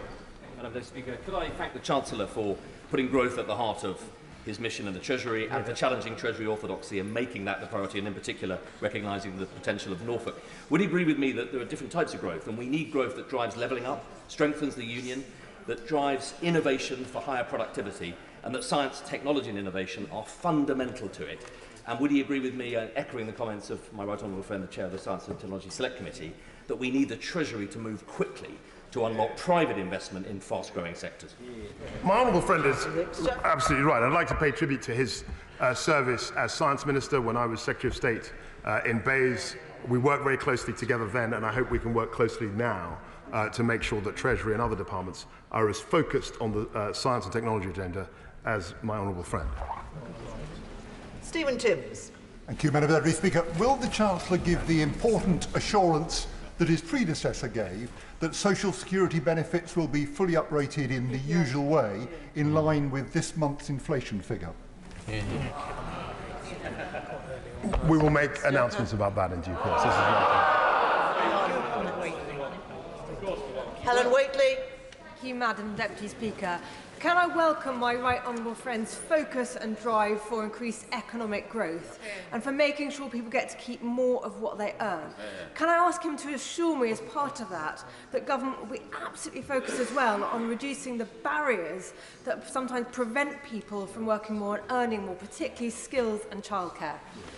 I think the childcare issue has been raised many times, and I'm looking forward to more subsequent statement from my right honourable friend, the Secretary of State for Education. That's clearly an issue which can unlock growth and also protect families so that they can go out and earn money to look after their family. I mean, that's really important. Tim Farron. Madam Deputy Speaker, surely the Chancellor understands that the cut in stamp duty will do nothing to help 99% of people who can't quite afford their own home. It will do huge amounts to incentivise people who want second, third, fourth and fifth homes in my constituency, in Cumbria and other rural parts of Britain. Does he not realise the damage that excessive second home ownership and non-permanent occupied dwellings does to communities like mine, those in Cornwall, those in Northumberland and the rest of the country? Will he listen to rural Britain and stop backing second homeowners and back our communities instead? We are backing his communities. We are backing communities by reducing taxes, by creating the potential for investment zones, by the energy intervention, whole host of measures that are backing ordinary, hard-working people. Sir Robert Neal. Thank you, Madam Deputy Speaker. I welcome much of the announcement. Can I in particular welcome the change to IR35? As the Chancellor will know, that has caused real distress and injustice to many honest, hard-working, self-employed people. I also welcome the changes to stamp duty. But will he bear in mind, as I'm sure he does as a Conservative, that we also believe in sound money and that we must keep an eye upon inflation, because we do not want the benefit of the stamp duty cut to be eroded for many homeowners by the increased mortgage costs? Absolutely, and he will understand. I mean, historically, if you look at high periods of debt, we managed to get out of that by growing our economy. That's why we've got a renewed focus on growth. What we can't do is simply tax our way to prosperity. That has never happened before. Barry Shearman. Mr. Speaker, can I inform the Chancellor of the Exchequer that that was probably the most disappointing presentation I've had since I came into the House since 1979. And the fact of the matter is, what exactly is he hiding? Is he hiding the fact that what he's announced today will mean that in the future, my children, our grandchildren, will have to pay the price of what he's announced today? Isn't that the truth? We're going to put this borrowing on future generations, and that will blight the whole future of that generation. What I find extraordinary, Madam Deputy Speaker, is that people on the benches opposite stood on a platform of pure, unadulterated socialism in 2019, which was totally reckless, and had no interest in the private sector. What we're doing is putting more money into the pockets of people and businesses. That's what drives growth. Duncan Baker. Thank you, Madam Deputy Speaker. Is it not the case that already the Chancellor's intervention to freeze energy bills is predicted to reduce inflation by 5 percentage points, and that for every single percentage point that inflation comes down by, it reduces our borrowing costs by £6 billion. And therefore, by simple economics, which the party opposite need a bit of a lesson in, it is entirely feasible that within the G7 we have GDP. It makes this growth strategy entirely plausible. He's absolutely right. Because of careful stewardship of the public finances, we can withstand the exogenous shocks represented by COVID-19 and Russia's invasion of Ukraine. We've got the second lowest net debt to GDP in the G7, and we will use our fiscal position, to help the most vulnerable in society. Rachel Maskell. Thank you, Madam Deputy Speaker. Since the Chancellor came to his feet, the value of the UK government bonds has plummeted, which will put the national debt into a serious crisis for generations to come. How is he going to mitigate that loss?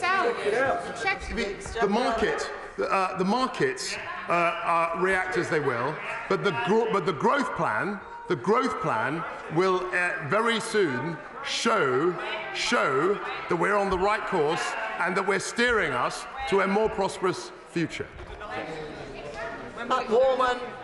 Madam Deputy Speaker, I welcome the focus on putting rocket boosters under Britain's brilliant technology sector in the Chancellor's budget. But those internet businesses are open 24/7. This is a deregulating government. I wonder if the Chancellor would look at deregulating Sunday opening hours so that we can compete on the high street just as we can compete on the internet. We've looked at this in the past. It was not without controversy, but I'd be very happy to hear his ideas on this subject. Hilary Benn. Thank you very much indeed, Madam Deputy Speaker. The Chancellor argues on the one hand that those on the lowest incomes, people on universal credit, should face the threat of their income being reduced further in order to boost economic growth, while on the other hand, he says to people already on the highest income, bankers, that they need an increase in their incomes through their bonuses in order to do the same. How on earth is that fair? So, just a very basic lesson. We tax bonuses currently at about 50%, and that goes into public services, and it's absolutely legitimate to get more people into the labour market. That seems a reasonable thing to want to do. Virginia Crosby. Thank you, Madam Deputy Speaker. As chair of the Anglesey Freeport Bidding Consortium, I am delighted with the announcement of new investment zones by the UK Government. Can the Chancellor say what this means for Ynys Môn and its Freeport bid, especially with the deadline to submit by the 24th of November? Môn has a fantastic Member of Parliament in my honourable friend, and we are also not only focused on Freeports but on nuclear, the future of nuclear, and Ynys Môn represents a hugely exciting opportunity in that regard. Andrew Gwynn. So the Chancellor has admitted that the last 12 Tory years... But the real impact of this budget is that we are piling on debt for future generations. It's unaffordable, and if the Chancellor were a local councillor presenting this as a budget, his monitoring officer would be issuing him with a Section 114 notice, and his ministers would be calling in the commissioners. So the focus is on growth. As my honourable friend said, our net debt to GDP ratio is low compared to G7, and we are 100% focused on growing the economy so that future generations will be able to deal with the fiscal shocks that they have to deal with. That's what the purpose of this is. Sarah Brickcliffe. Speaker, getting through key infrastructure projects and the announcement of investment zones, whilst helping families and businesses with their energy costs, is key for people in Haben and Hassenden. But Lancashire has been announced as an area that can be an investment zone, but there are significant differences and problems between West Lancashire and East Lancashire. So could the Chancellor say whether it is possible for areas to have 2 investment zones in a county? Chancellor of the Exchequer. Absolutely. I mean, there's no reason why we can't have lots of different investment zones dotted around in lots of areas in the country. The DLUC Secretary is conversing, is engaged in conversations as we speak with various local authorities to see whether they can accommodate investment zones. Amy Callaghan. Thank you, Madam Deputy Speaker. I wasn't aware new legislation was introduced during a fiscal statement announcing a plan to this House to annihilate workers' rights during a statement framed at supporting our constituents and these very workers through the energy crisis is a new low even for a Tory government. I would say this government, but the faces change on these benches that often that I can't possibly say this government. I would ask if he would scrap these plans, but these are not the plans of a Chancellor. Isn't it the case that they're the ill-thought-out plans of a power-hungry Tory leadership candidate and they must be scrapped? Chancellor of the Exchequer. I didn't mention anything in my statement on workers' rights, and I've always been very focused on broader workers' rights, and no, the right to strike. No, the minimum service levels are absolutely crucial to make sure that the public is protected from militant trade union action. It's entirely fair. It's what happens in Europe, and we are 100% committed to that. Anthony Higginbottom. Thank you very much, Madam Deputy Speaker. And can I welcome the Secretary of State's focus on growth, which will allow businesses in Burnley and Padiham to grow and allow people to keep more of the money they earn. Following on from my honourable friend, the member for Hindburn, in East Lancashire, we stand ready to lead this country in aerospace, in cyber, in small modular reactors. So can I urge the Chancellor to look sympathetically on a bid from East Lancashire, and would he meet with myself and other East Lancashire colleagues and the leader of Lancashire County Council to talk about what an East Lancashire investment zone might look like? So, just to remind my honourable friend, the investment zone conversations are being very much led by the DLUC Secretary of State. I'm sure he will be engaging with the relevant councils, and I'd be very happy also to talk to my honourable friend about the opportunities that investment zones represent. Diana Johnson. Thank you, Madam Deputy Speaker. Can I just take the Chancellor back to his party's manifesto commitment around levelling up? And what I want to know is, the investment zones will they actually tackle the need for real infrastructure investment? So, for example, if he's really serious about growth, the need for the rail electrification line to Hull, which was ruled out in his party's integrated rail plan just last November for the next 30 years. Will he look at that again if he's serious about growth? We're always looking at infrastructure projects and measuring their benefit-cost ratio.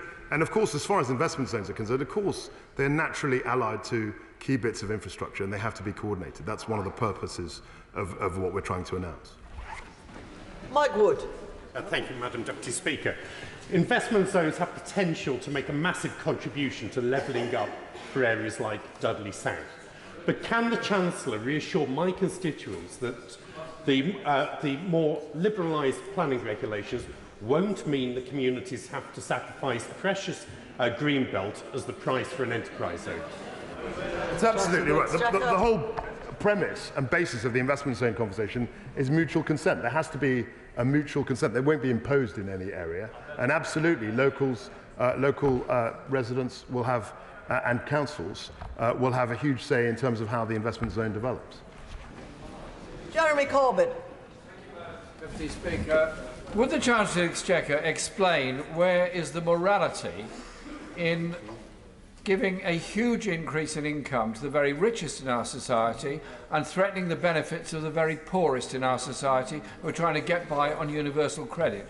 What estimate has he got of the levels of inequality that will exist in this country in 1 year's time and in 5 years' time as a result of his statement today?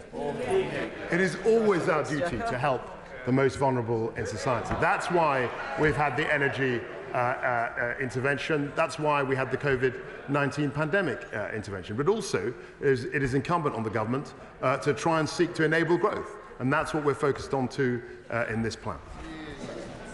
Sean Bailey. Thank you, Madam Deputy Speaker. I welcome my honourable friend to his position, and he will know from his previous portfolio that high-intensive energy industries have been acutely affected by the rising cost of energy prices. So I do welcome the government's intervention around energy prices. But what we need to see in the Black Country, particularly in our advanced manufacturing and metals industries, Madam Deputy Speaker, and this point was stressed yesterday to our right honourable friend, the Business Secretary, is to ensure that there is continued communication between the Treasury and obviously the Department for Business. So can my right honourable friend just reassure me that those discussions will be ongoing, and he will assure that as circumstances perhaps change for high-intense energy industries, Madam Deputy Speaker, that the Treasury remains open to carry on that dialogue? He will appreciate that as Bay's Secretary, I was very focused on energy-intensive industries. I did engage Treasury colleagues then, and now I am in the Treasury. I'll be very happy to engage Bay's colleagues on this pressing issue. Chris Bryant. Thank you, Madam Deputy Speaker. It must surely be the definition of chutzpah to come to the House of Commons and complain about high taxation and low growth when you voted for 15 increase in taxation and you've been the Business Secretary who has taken the UK into recession. It must surely be the definition of chutzpah to come to the House of Commons and say that you believe in sound money when you've just put £72.4 billion on the Never Never credit card for the country. Let me just explain to him why people in the Rhondda might think he's got this wrong. We don't have any bankers begging for additional bonuses in the Rhondda. We don't have anybody, I would guess, earning more than £150,000 in the Rhondda. But we do have a lot of families whose energy bills have doubled, even after what he's done, have doubled this year and will be going into energy poverty, who are seeing food prices going up by 15% and petrol prices locally going up even more. That's why we think he's a disgrace. We need a question. If there was no question, the Chancellor of the Exchequer can't answer it. I'm not sure there was a question. I'm not sure there was a question. We've got to focus on growth, and through growth we get more tax revenue to pay for public services. That's a very fundamental notion, and that's what we're focused on. Selene Saxby. Thank you, Madam Deputy Speaker. I warmly welcome my right honourable friend's focus on productivity. Will he also be using fiscal levers to tackle the productivity of housing stock in tourist locations like my North Devon constituency, which sees winter ghost villages as second homes and holiday lets sit empty, resulting in local businesses having to close and endless businesses unable to recruit their good jobs as there is nowhere to live? Chancellor of the Exchequer. I'll absolutely be focused on that. I'd be very interested to hear more detail in a conversation with her to discuss what more we can do to free up the property market. Gavin Newlands. Thank you very much, Madam Deputy Speaker. And with your forbearance, I'd like to pass on to the House the sad news of the passing of my predecessor, Jim Sheridan. He diligently served the constituents of Paisley North and Remshire West, then Paisley and Remshire North for 14 years, and I'm sure the whole House's thoughts are with his wife Jean and his family and friends. Now, Madam Deputy Speaker, Jim and I didn't agree on everything, I think it's fair to say, but I'm certain that he and I would certainly agree wholeheartedly on the Chancellor's shameful and regressive statement. Workers' rights were important to Jim, as they are to me, so the further attack on those rights announced today is to the Chancellor's shame. But he spoke of the riddle of growth, so I wonder if he could riddle me this. How is it that giving bankers yet more millions drives economic growth, but giving those on benefits a fair deal or those on low wages a cost of living pay increase drives inflation? Just before I call the Chancellor of the Exchequer to answer the question, may I, on behalf of the whole House, pass on to the family of Jim Sheridan, who was a much respected Member of Parliament here for a very important constituency, the condolences of the whole House. Chancellor of the Exchequer. I'll say very quickly that if bankers are working in London, they are taxed in London. If they move out of the UK, they're taxed elsewhere, and we don't see a penny of tax revenue.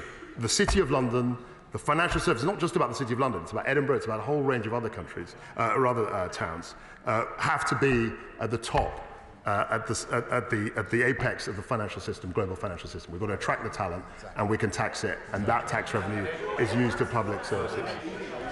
Craig McKinley. Deputy Speaker, can I offer my, absolute congratulations for the Chancellor's growth plan. And he will know that my interest is in tax. The Register of Members' Interest will show that. And I'm delighted that we're seeing lower taxes and simpler taxes. And I think it would be fair to say that this party's inheritance of saying we're a party of low taxes had become somewhat opaque and confused over recent years. I wondered if he would agree with my very simplistic summary of what he is saying today, that this party believes in taking a smaller percentage out of a bigger pie rather than the state nicking more out of a static and diminishing pie, which seems to be the message of the party opposite, except for the DUP, of course. I mean, we openly repudiate a socialist vision of society. We don't believe that the state should take more and more of people's income. We think that people should keep more and more of their earnings. Nick Smith. Thank you, Madam Deputy Speaker. The Chancellor has sacked his Permanent Secretary, muzzled the Office for Budget Responsibility, and is man-marking the Governor of the Bank of England. His freewheeling ideology is crushing dissent. So can I ask the Chancellor, will the Governor of the Bank of England still be in his job by Christmas? Governor of the Bank of England is entirely independent, and I have to say to the honourable gentleman that we actually have struck some very good relations. We speak regularly. I think that's a good thing. He might think that's man-marking. I think it's very cordial. And we're exchanging ideas. And that's what we intend to do. Nick Fletcher. Thank you, Madam Deputy Speaker, and I welcome my honourable friend into his place. After decades of neglect and low aspiration under local opposition control, on behalf of the whole of Doncaster, I welcome this statement. If Peel Holdings today do the right thing, we will have saved our airports, and with low taxes at airports, an investment zone and a grant from BAYS for the Advanced Manufacturing Research Centre, Aspiration Doncaster can be achieved and levelling up will be delivered. So will the honourable member please meet with me and look at all the opportunities that are available from this statement for the people of Doncaster? I'd be very happy to meet with my honourable friend and discuss the opportunities represented by investment zones and other of our policies. Matt Rodder. Thank you, Madam Deputy Speaker. The Chancellor has clearly put the interests of large energy firms ahead of those of families and small businesses. Isn't that why he's unwilling to publish the OBR's report? That isn't true at all. We've actually intervened in a way that no government has done to protect people from gas price spikes. We've also focused on expanding supply. So I'd like to ask members opposite their view on North Sea oil, North Sea gas. We're actually expanding that, and that's something that we're proud to do, to expand capacity to reduce prices. Jane Hunt. Thank you, Madam Deputy Speaker. May I first of all congratulate my right honourable friend, the Chancellor, on an excellent speech and real focus on growth for this country. We are a nation of small businesses, both people who own those businesses and the employees who work there. And you've really, really listened, I would say, Chancellor, to those small businesses and understand the issues that they're facing. Given you've achieved all of this in only 2.5 weeks, I'm wondering if you could. I'm wondering if the Chancellor could let us know the likely timescales, and could they be just as quick on the repeal of IR35 and business rates reviews? Thank you. I think we made announcements on IR35. I made an announcement this morning. I'd be very interested to hear her ideas on business rates, because that's an ongoing conversation, and I used to hear that the whole time when I was PPS to the Chancellor 5 years ago, and also as Chancellor, as you say, as she says, for 2.5 weeks. Wendy Chamberlain. Madam Deputy Speaker, I'd like to know how this Conservative plan for growth is going to help unpaid carers, who Carers UK estimate deliver £500 million worth of care a day. While I've been speaking to constituents in North East Fife about my carers leave bill, it's clear that carers allowance prevents people from working. So given that the Chancellor has failed to ensure or clarify whether we're going to see inflationary increases for benefits, will they at least look at ensuring that they don't impact with other benefits, or at the very least allow people to work more before their carers allowance is impacted? Yeah, we're always looking at ways in which we can encourage people who are helping the most vulnerable in society do what is a critically important job. We're always looking at ways how we can improve that. Dr. Ben Spencer. Thank you, Madam Deputy Speaker. What's been announced today is more than just a fiscal event. It's a vote of confidence in Britain. A statement to the country that we can grow, we can aspire, and we can achieve.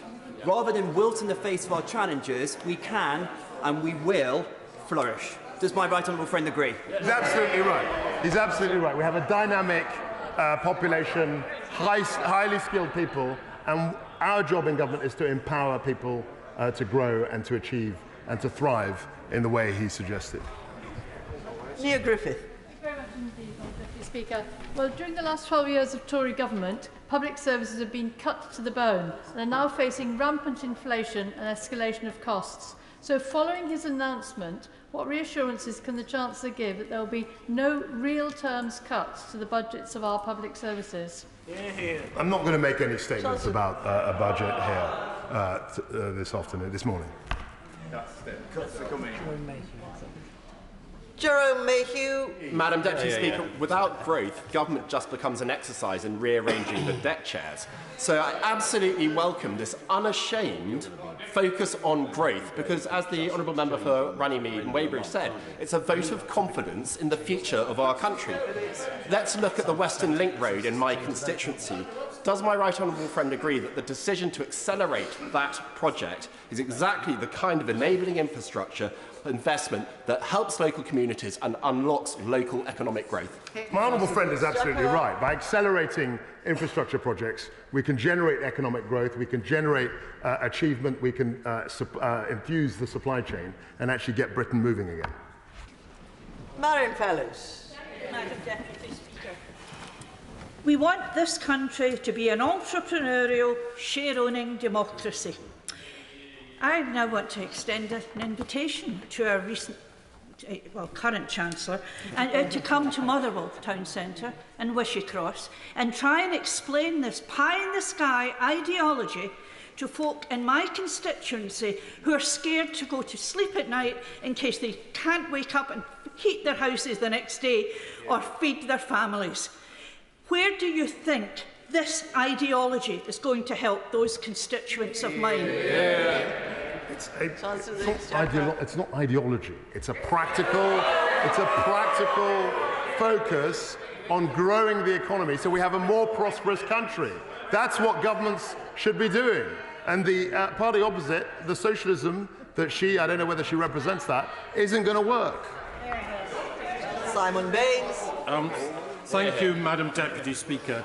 Could I congratulate my right honourable friend on his focus on growth in his statement?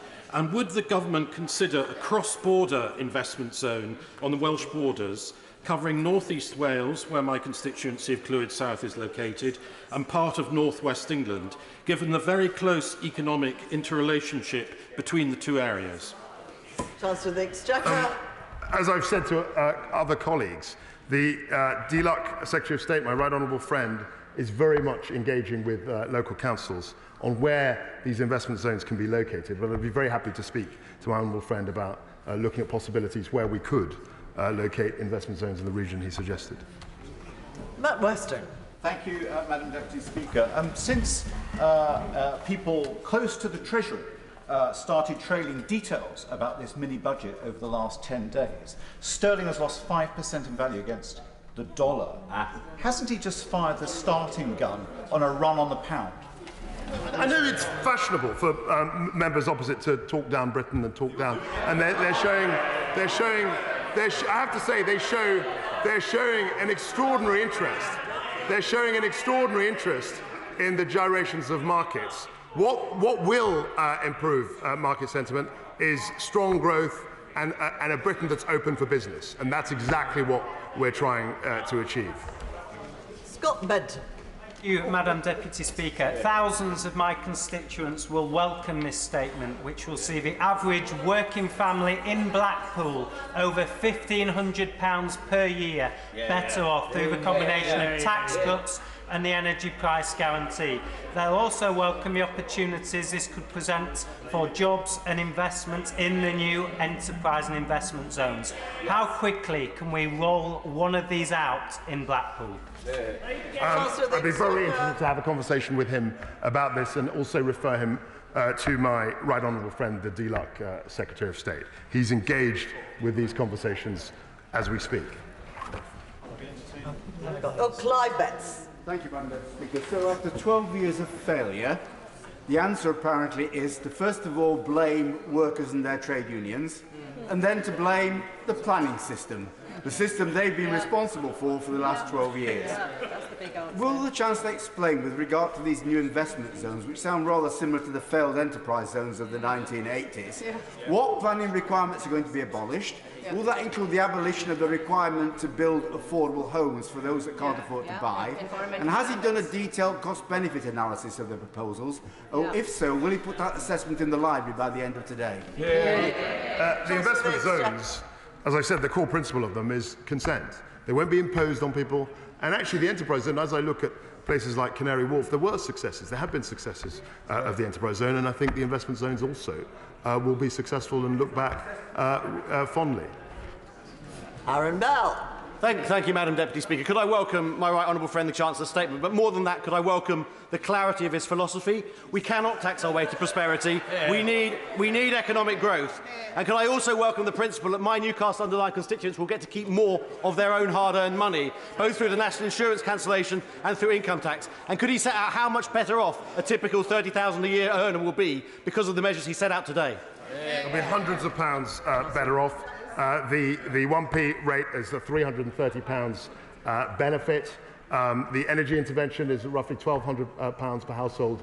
People all across our society will benefit from this approach that we're adopting. And as my honourable friend reminded the House, and the socialists never have understood, you cannot tax, Madam Deputy Speaker, you cannot tax your way to prosperity.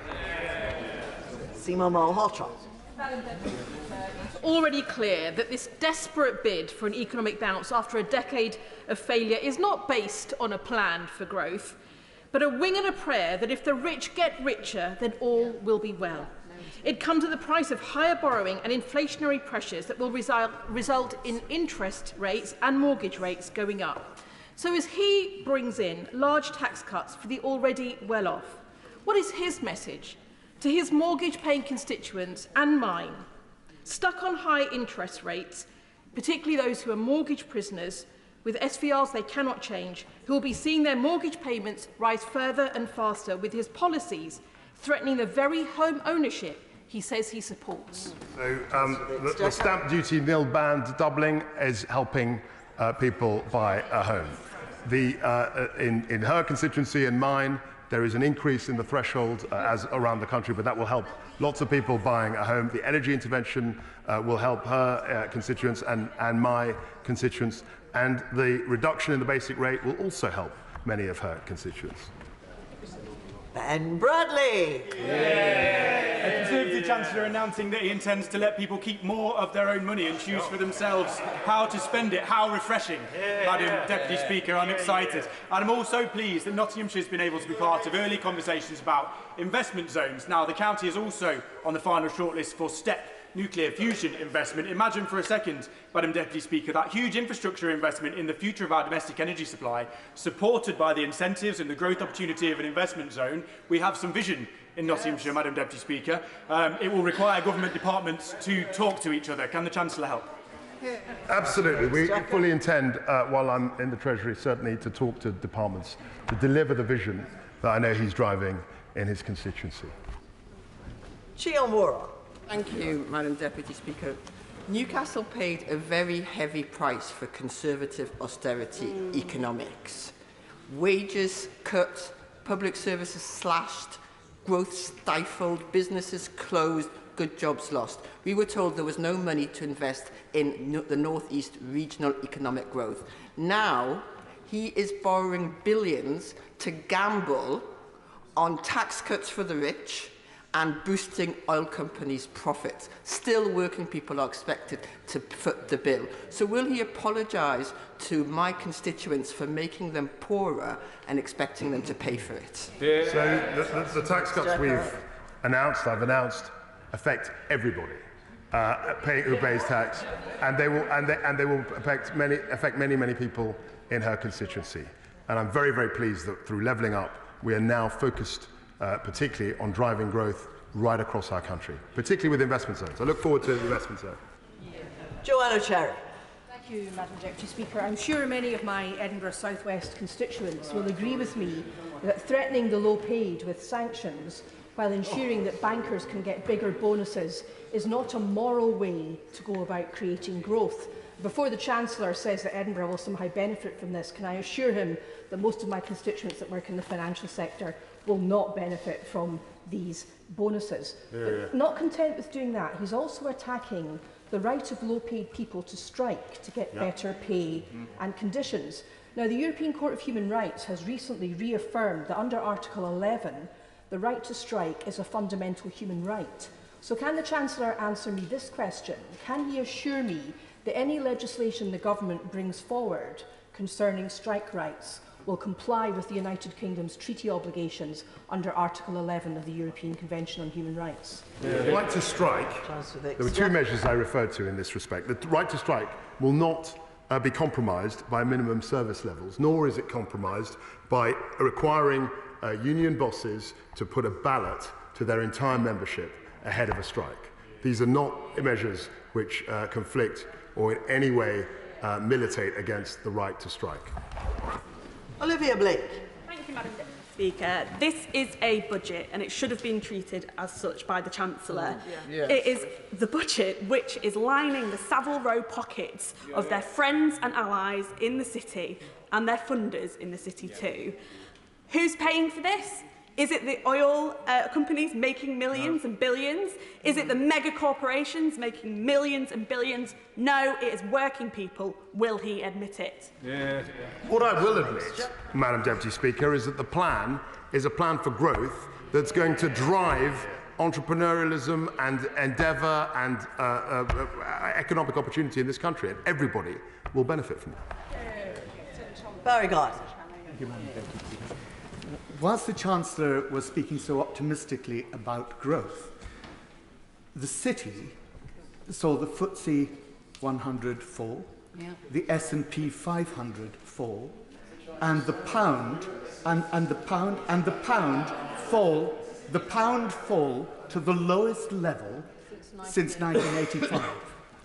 Now, he will appreciate that given that oil and gas prices on the wholesale markets are in dollars, that has just increased still further the borrowing that he will have to pay for the package announced yesterday. But if he is so optimistic about growth, will he set a timescale? Will that timescale be 6 months? Will he retire in a year if the growth that he has predicated hasn't been achieved? Or is this an admission that he's going to stuff as much money into as many of his friends' pockets before the general election in 2024? He will also know that over the last 2 or 3 months, oil and gas prices have come off quite a bit. So actually, the long-term contracts we're negotiating are just as likely to be much less costly than increasing costs. And of course, in terms of our growth plan, I'm not embarrassed about wanting to grow the British economy. I'm not embarrassed about driving opportunity in this country, and I don't believe that higher taxes lead to prosperity. Helen Hayes. Thank you, Madam Deputy Speaker. For the first time ever this year, the number of women aged 25 to 34 leaving the workforce to care for children is going up. 4 in 10 mothers have considered giving up work or cutting their hours because of the cost of childcare. More than a third of parents of primary-aged children are in part-time work.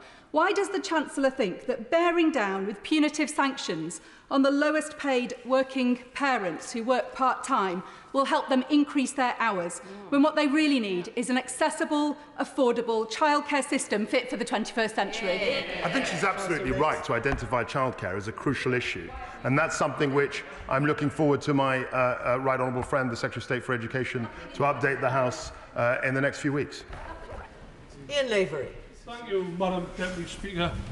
Within seconds of the Chancellor's financial statement, he declared war on the trade unions. He declared war on those less well-off in society, those on universal credit. At the same time, scrapped the cap on bankers' bonuses. That's ideology.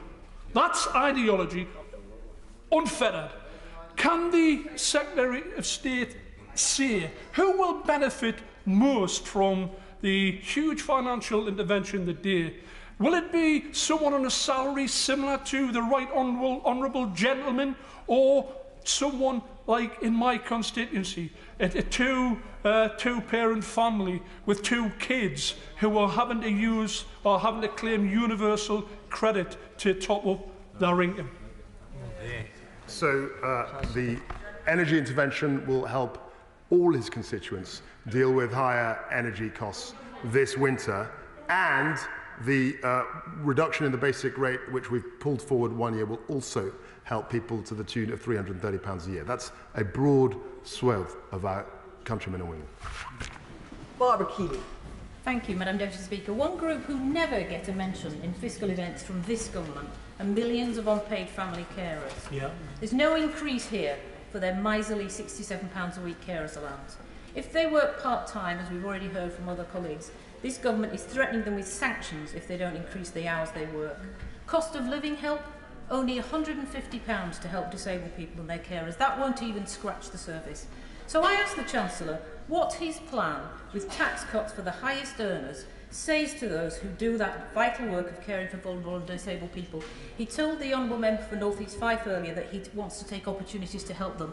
He hasn't taken an opportunity to help them. Yeah. We have. I mean, 2 measures. We've reversed the national insurance increase, which was a tax cut for 28 million people, worth £300 a year. We've also brought forward the reduction, 1p reduction in the basic rate to 19p, which is also helping people to the tune of £330 a year. That's help to lots and lots of our constituents. Chris Law. Thank you, Madam Deputy Speaker. I'm actually quite astonished because I don't think I've received a single letter from any constituents that are saying, from a fat cat or energy oligarch or of the richest 1%, please help us with the cost of living. However, what I have had is a bag full of constituents write to me about the cost of living and what help there would be in this package, those of which the most vulnerable in our society are the disabled. It seems that given where we're at just now, disabled are having to choose heat over eat, they're losing out in therapies, and the Multiple Sclerosis Society next week will be publishing a report which will show that 40% are going into a real deep crisis this winter, and not a single package has been announced. So can I ask the Chancellor of Exchequer, what package are you going to put forward for the disabled people in our society that we all care for, yet not a single word is in this budget? We do care for the most vulnerable in our society. That's a duty of government. That's a moral duty of government. And we have announced measures in the energy space, which is helping a whole range of people, which is fundamental to the cost of living in terms of tackling bills this winter. Toby Perkins. Thank you very much, Madam Deputy Speaker. The pound has reached its lowest rate against the dollar in the time that the Chancellor has been on his feet. The FTSE 100 index is down 1.7% simply today. Now, when my honourable friend from York Central raised it to him, he said, well, the markets will react as they will. But if the point of his plan for growth is to increase confidence, and even the City believes stuffing the pockets of the very wealthiest and expecting bankers' bonuses and oil company profits to lead the rest of us to prosperity is a bad idea, who is actually on his side? The growth plan is about growing the economy. And we're not going to grow the economy by increasing taxes indefinitely. Mike King. Thank you, Madam Deputy Speaker. The Chancellor mentioned that it would cost £60 billion for his energy package for just 6 months, but the Prime Minister promised that that package would go on until 2024. £240 billion borrowing requirement to fix a broken energy market today, saddled on future generations. Can I ask the Chancellor, does he think that's a price well worth paying? So I think he's got the mathematics slightly wrong. The business support is 6 months, and the household support is for 2 years. So those are two things that need to be disaggregated. And of course, in terms of long-term pricing, nobody in this room, nobody in the world has any idea what the forward price will be or what the price will be in 2 years. So it would be misleading to put a price on that. Dr. Philippa Whitford. Thank you very much, Madam Deputy Speaker. Not just the American president, but the dogs in the street know that trickle-down economics doesn't work. Hear, hear. What this statement does is push money into the pockets of bankers in the City of London and big fossil fuel companies. It will kill high streets. It will take money away from local economies, and to depend the entire UK economy on one big city while strangling everywhere else is the opposite of levelling up. This document claims on page 32 that the price cap of £2,500 will bring down the average household bill to £2,500. That's still £600 more than it is now, and double what it was in January. So what will the Chancellor do to help people right now, and will he particularly cut VAT on fuel, as Germany has done? The investment zones and our ability to motivate, incentivise investment is going to help a whole swath of communities across the UK. The reversal of the national insurance tax and the bringing forward of the 1p reduction also will help thousands and thousands, if not millions, of our constituents. Dan Carden. Thank you, Madam Deputy Speaker.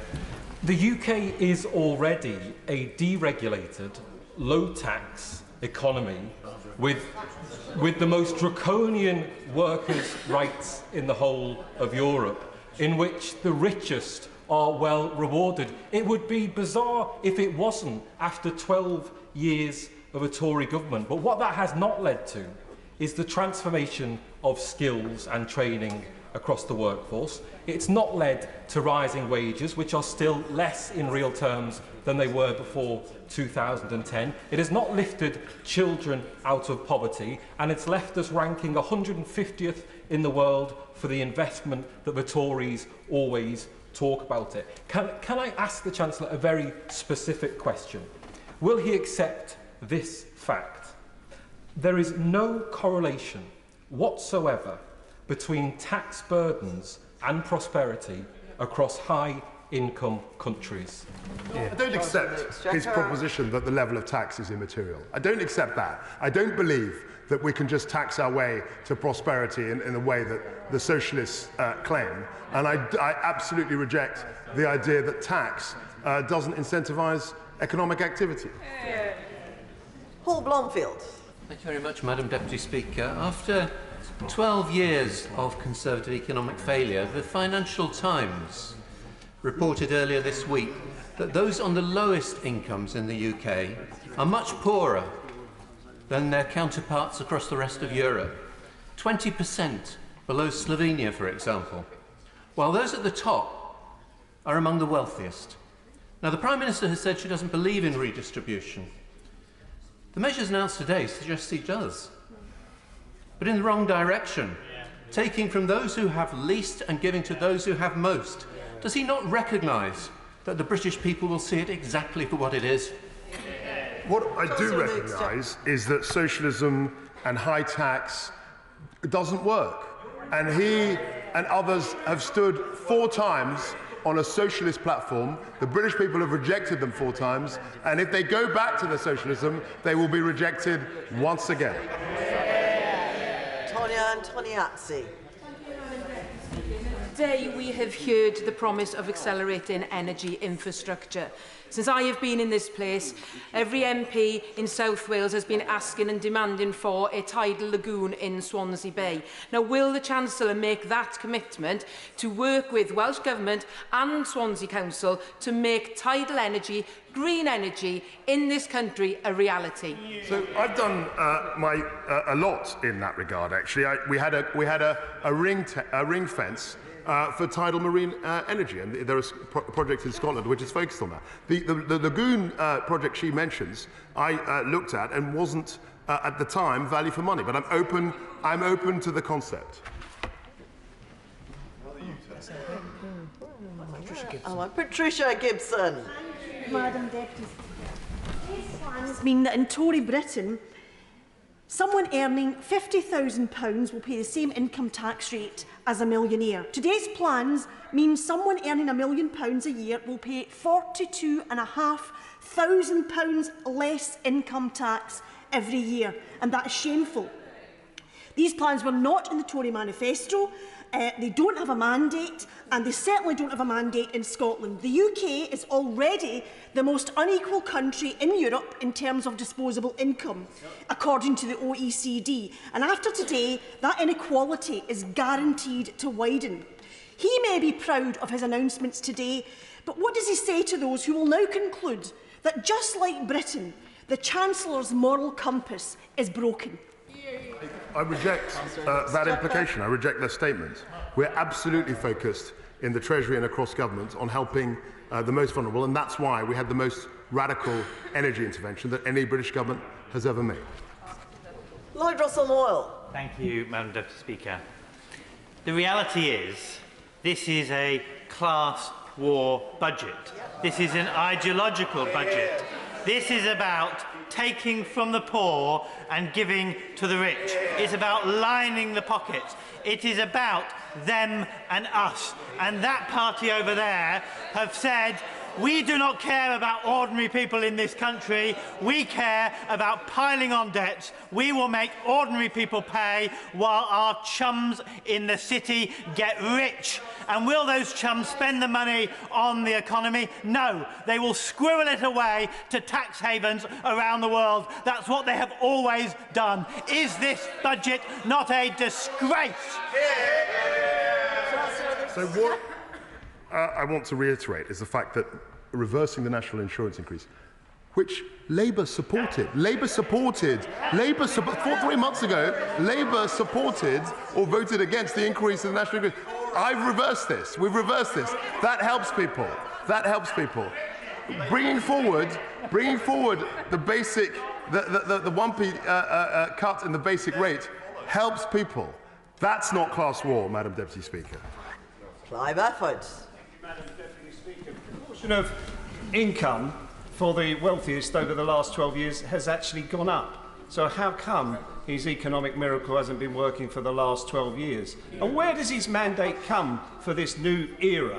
Because it's worth reminding ourselves that 2/3 of the members on the benches opposite didn't vote for a candidate that supports the economic approach that the Chancellor has taken today, and only 43% of Tory members voted against it. So the choice today is clear. Who pays the bill? Is it the taxpayers, or is it these high-earning energy companies who have got excess profits? The choice is clear for the public, so why don't we put it to a general election, because he doesn't have a mandate for what he's doing today. So the choice is clear as to whether we should back growth driven by the private sector, or we believe that the state can tax its way to prosperity. That's a very easy choice to make, Madam Deputy Speaker, and it's clear that taxing and spending to prosperity is a failure. Blair Anderson. Thank you, Madam Deputy Speaker. The people of Putney, Roehampton and Southfields will see right through this budget for how little it will do for them. The only growth this growth plan will deliver is a growth in inequality. Does the Chancellor agree with his department, who, according to reports, have carried out analysis that forecasts that the UK oil and gas producers and electricity generators will receive as much as £170 billion in excess profits over the next 2 years? Shouldn't they pay their fair share? That figure is not relating to taxable profits here in the UK, and it's not remotely accurate. Deirdre Brock. How and when will the Chancellor address the concerns raised by economists at the Resolution Foundation, the Institute for Government and the IFS that this package doesn't meet current fiscal rules? As I said in my statement, we have a medium-term fiscal plan which will outline the medium-term approach to fiscal discipline in the next few months. Zara Sultana. Thank you, Madam Deputy Speaker. My constituents are terrified at rising bills. That's the word that they use, terror. Energy bills are still going to be double what they were earlier this year. Working class, but it's not a crisis for the Chancellor's class. Already making record profits, this is a banker's budget. It scraps the cap on bonuses, it slashes tax for the top 1% of earners, and cuts tax on the profits of big business. Up and down the country, people are saying enough is enough. On their behalf, can the Chancellor tell me, does he really believe helping bankers and millionaire CEOs who needs the most help, rather than working class people? Well, say two things. The reversal of the national insurance increase puts £330 a year on average to 28 million people, and bringing forward the basic rate, the cut in the basic rate by 1p, actually puts £330 into the average person's pocket. That is not a banker's budget. Alison McGovern. Speaker, we've had a lot of words, but my constituents care about the numbers, and they will think that £18 billion is an awful lot of money. So what, Madam Deputy Speaker, are they going to get for it? The Chancellor stated in his statement that that would pay for business investment, job creation, and would raise wages. So I want to know precisely by how much real wages will rise by the end of this forecast period. We don't run. This is not the GOS plan. This is not the Soviet Union. I can't predict what the average wage will be, but I do know that one way to destroy the economic productivity of this country is to, if she will permit me, is to raise taxes in the way that she's campaigned for over many, many years in her Corbynista days, whatever that she was representing.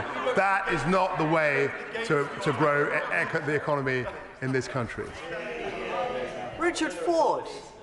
Thank you, Madam Deputy Speaker. Please may I remind the Chancellor that security is the first responsibility of government. And please may I ask the Chancellor how today's changes in corporation tax might serve to reverse the cuts to the army of 10,000 soldiers, which will make the army the smallest that it has been since the Crimean War. So the corporation tax hasn't been changed, it's just been kept at the level that it is now. So there's no change in that. And in terms of defence spending, he will know that my right honourable friend has committed to a 3% of GDP defence target by 2030, recognising the changing nature of the threats and the real importance of our armed forces. Imran Hussain. Thank you, Madam Deputy Speaker. The Chancellor this morning promised new laws to speed up the building of major infrastructure projects. So can I take from him that he's actually fully behind the Prime Minister and her promise to build the biggest infrastructure project in my constituency, the Northern Powerhouse Rail? And can I expect to meet with him soon after conference recess to immediately discuss plans to build it in full, including the Bradford stop? I'll be very happy to meet the honourable gentleman to discuss infrastructure projects. We published a list of things that we want to accelerate, but infrastructure projects clearly are critically important to the growth plan. So I'd be very happy to meet him at a time which is convenient. Patrick Brady.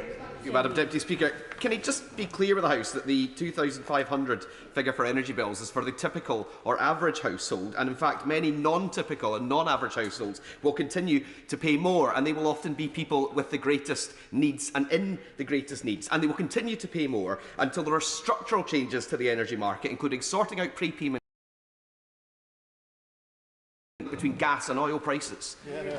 Yeah, I think he's absolutely right to say that in terms of the energy market, we do need to look at how it works. It's openly discussed, the fact that the gas price actually determines the electricity price, where actually a lot of our electricity generation is non-fossil fuel based. It's based on renewables, and that's work that I commissioned in Bays that I hope to see completed very soon.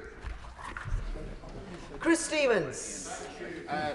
Madam Deputy Speaker, what message does the Chancellor have for working people today who are having to utilise food banks, now considering utilising warm banks, and at Christmas time will have to utilise toy banks, whilst at the same time his government plans to introduce legislation to drag out pay negotiations, which will drag on for months, leading to the stagnation of wages? Isn't the STUC correct when he described his statement as a full frontal assault on working people in Scotland?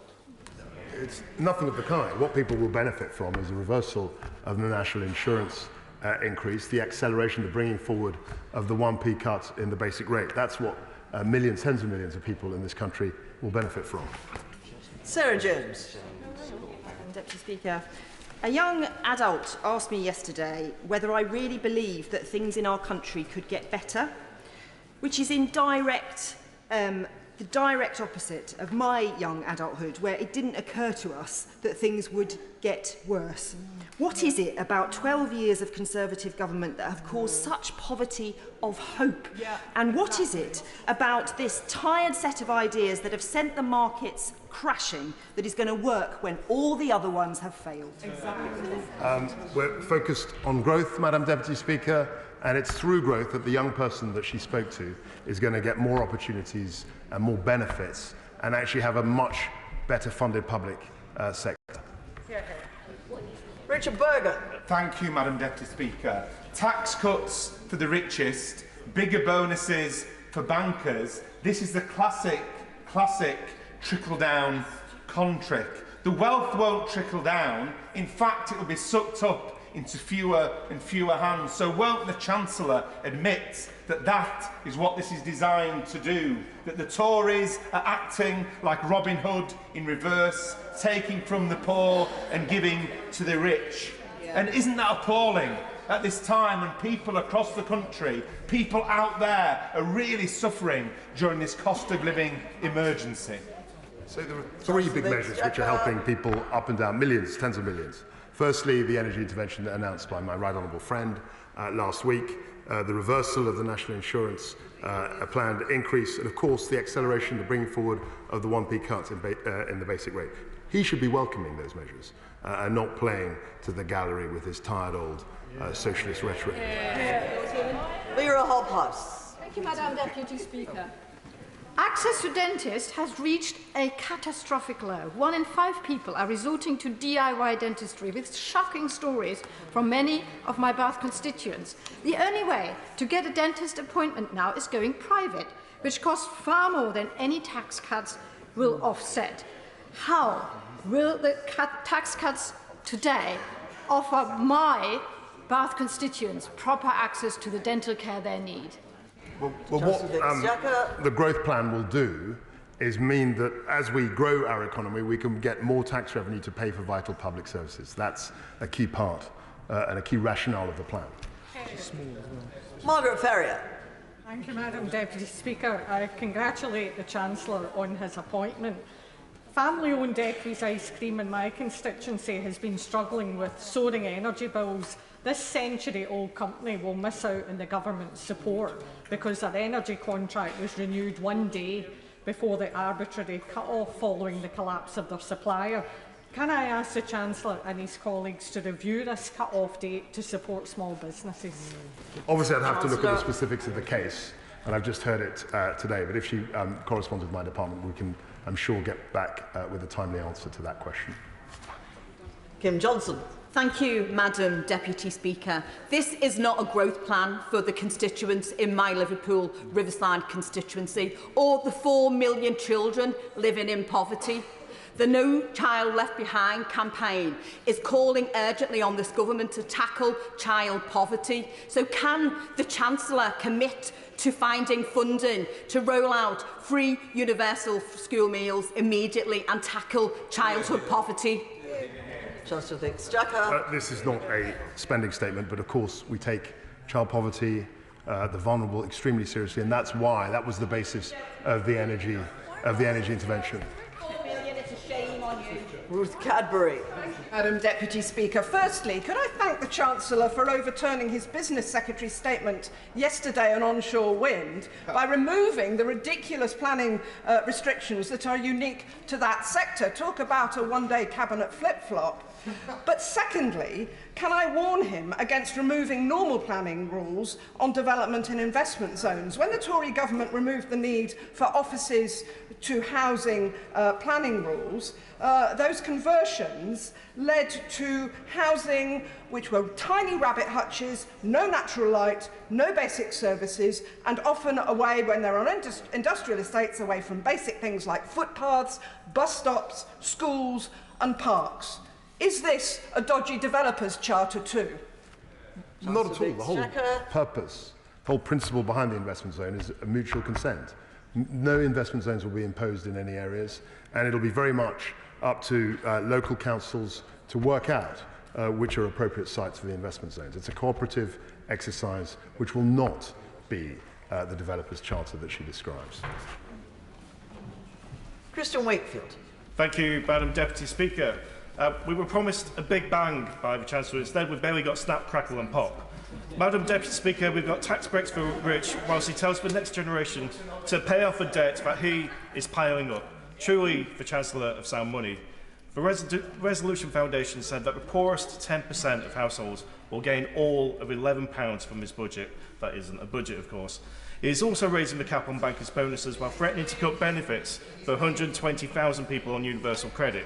Why is he not looking out for those who are struggling the most and instead acting as the Chancellor for fracking donors and bankers?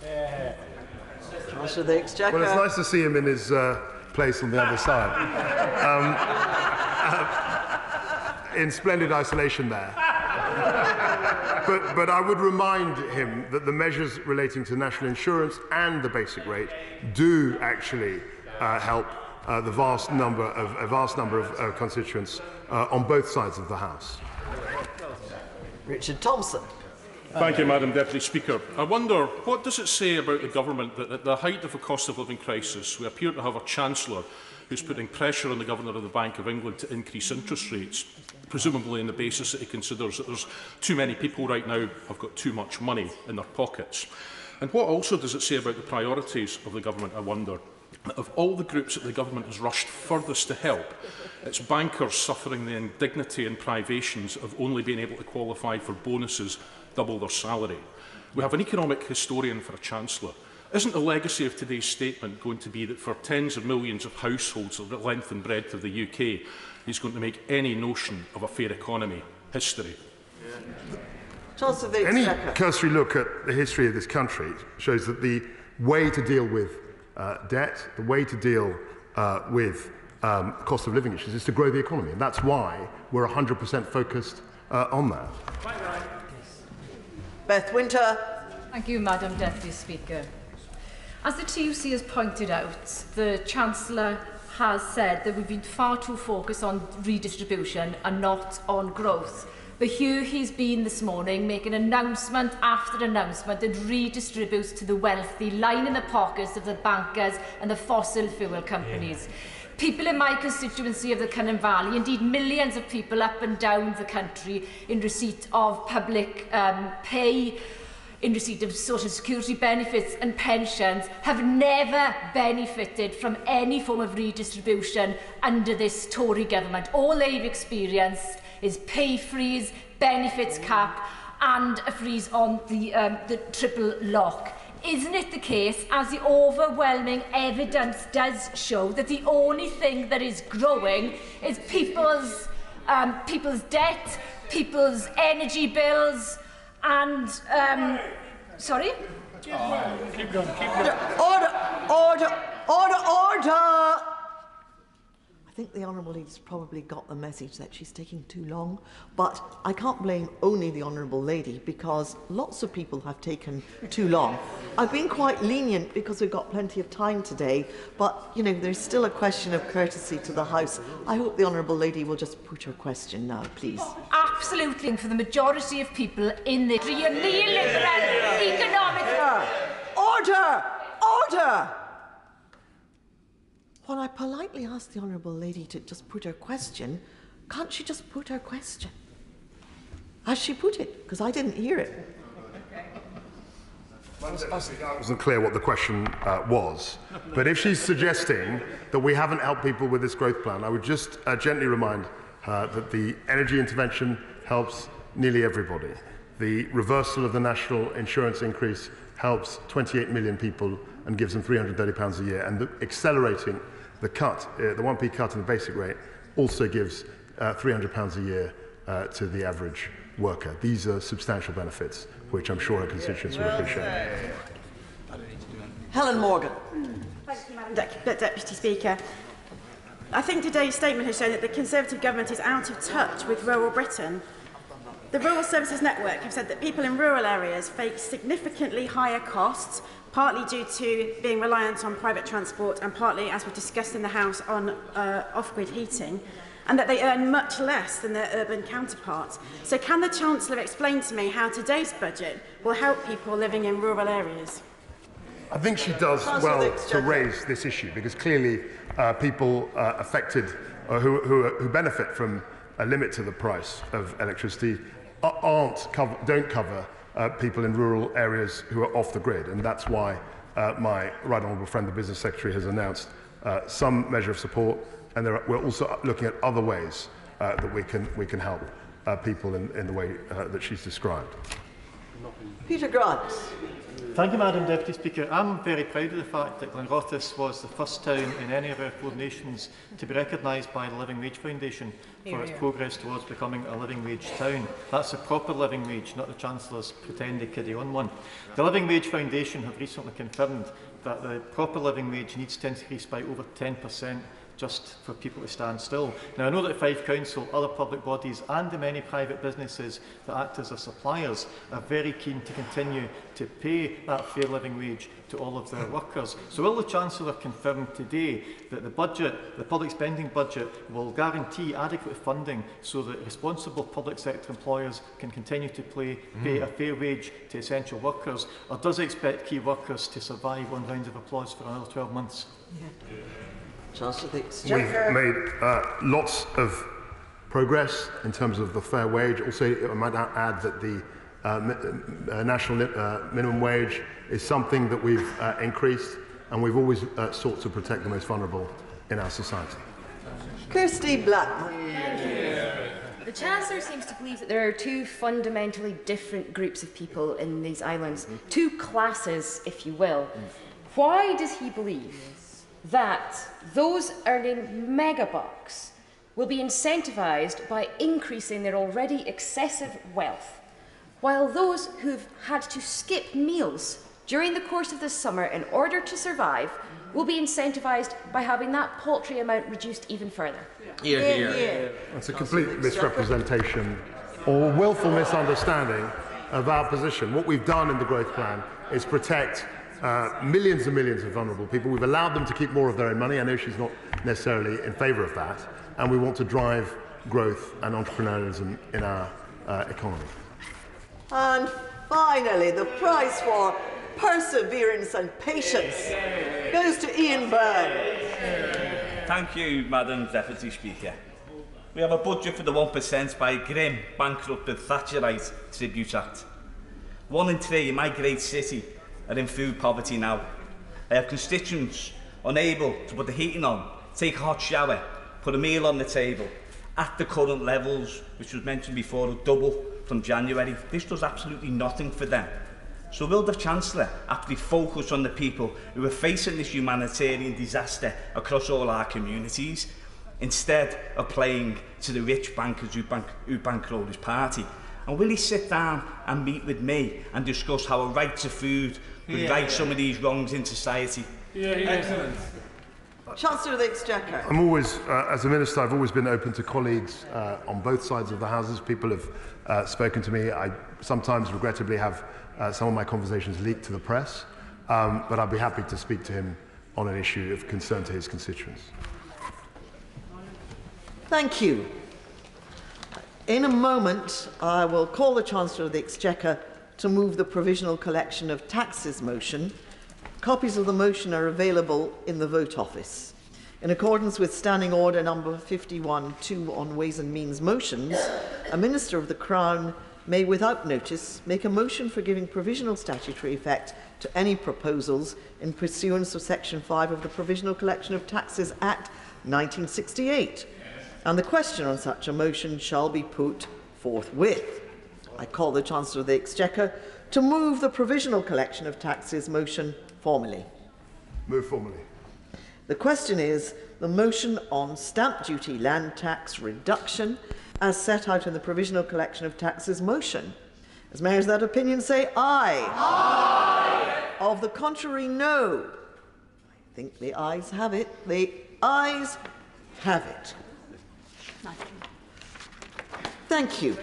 That concludes proceedings on the Chancellor's statement. Thank you. Well done.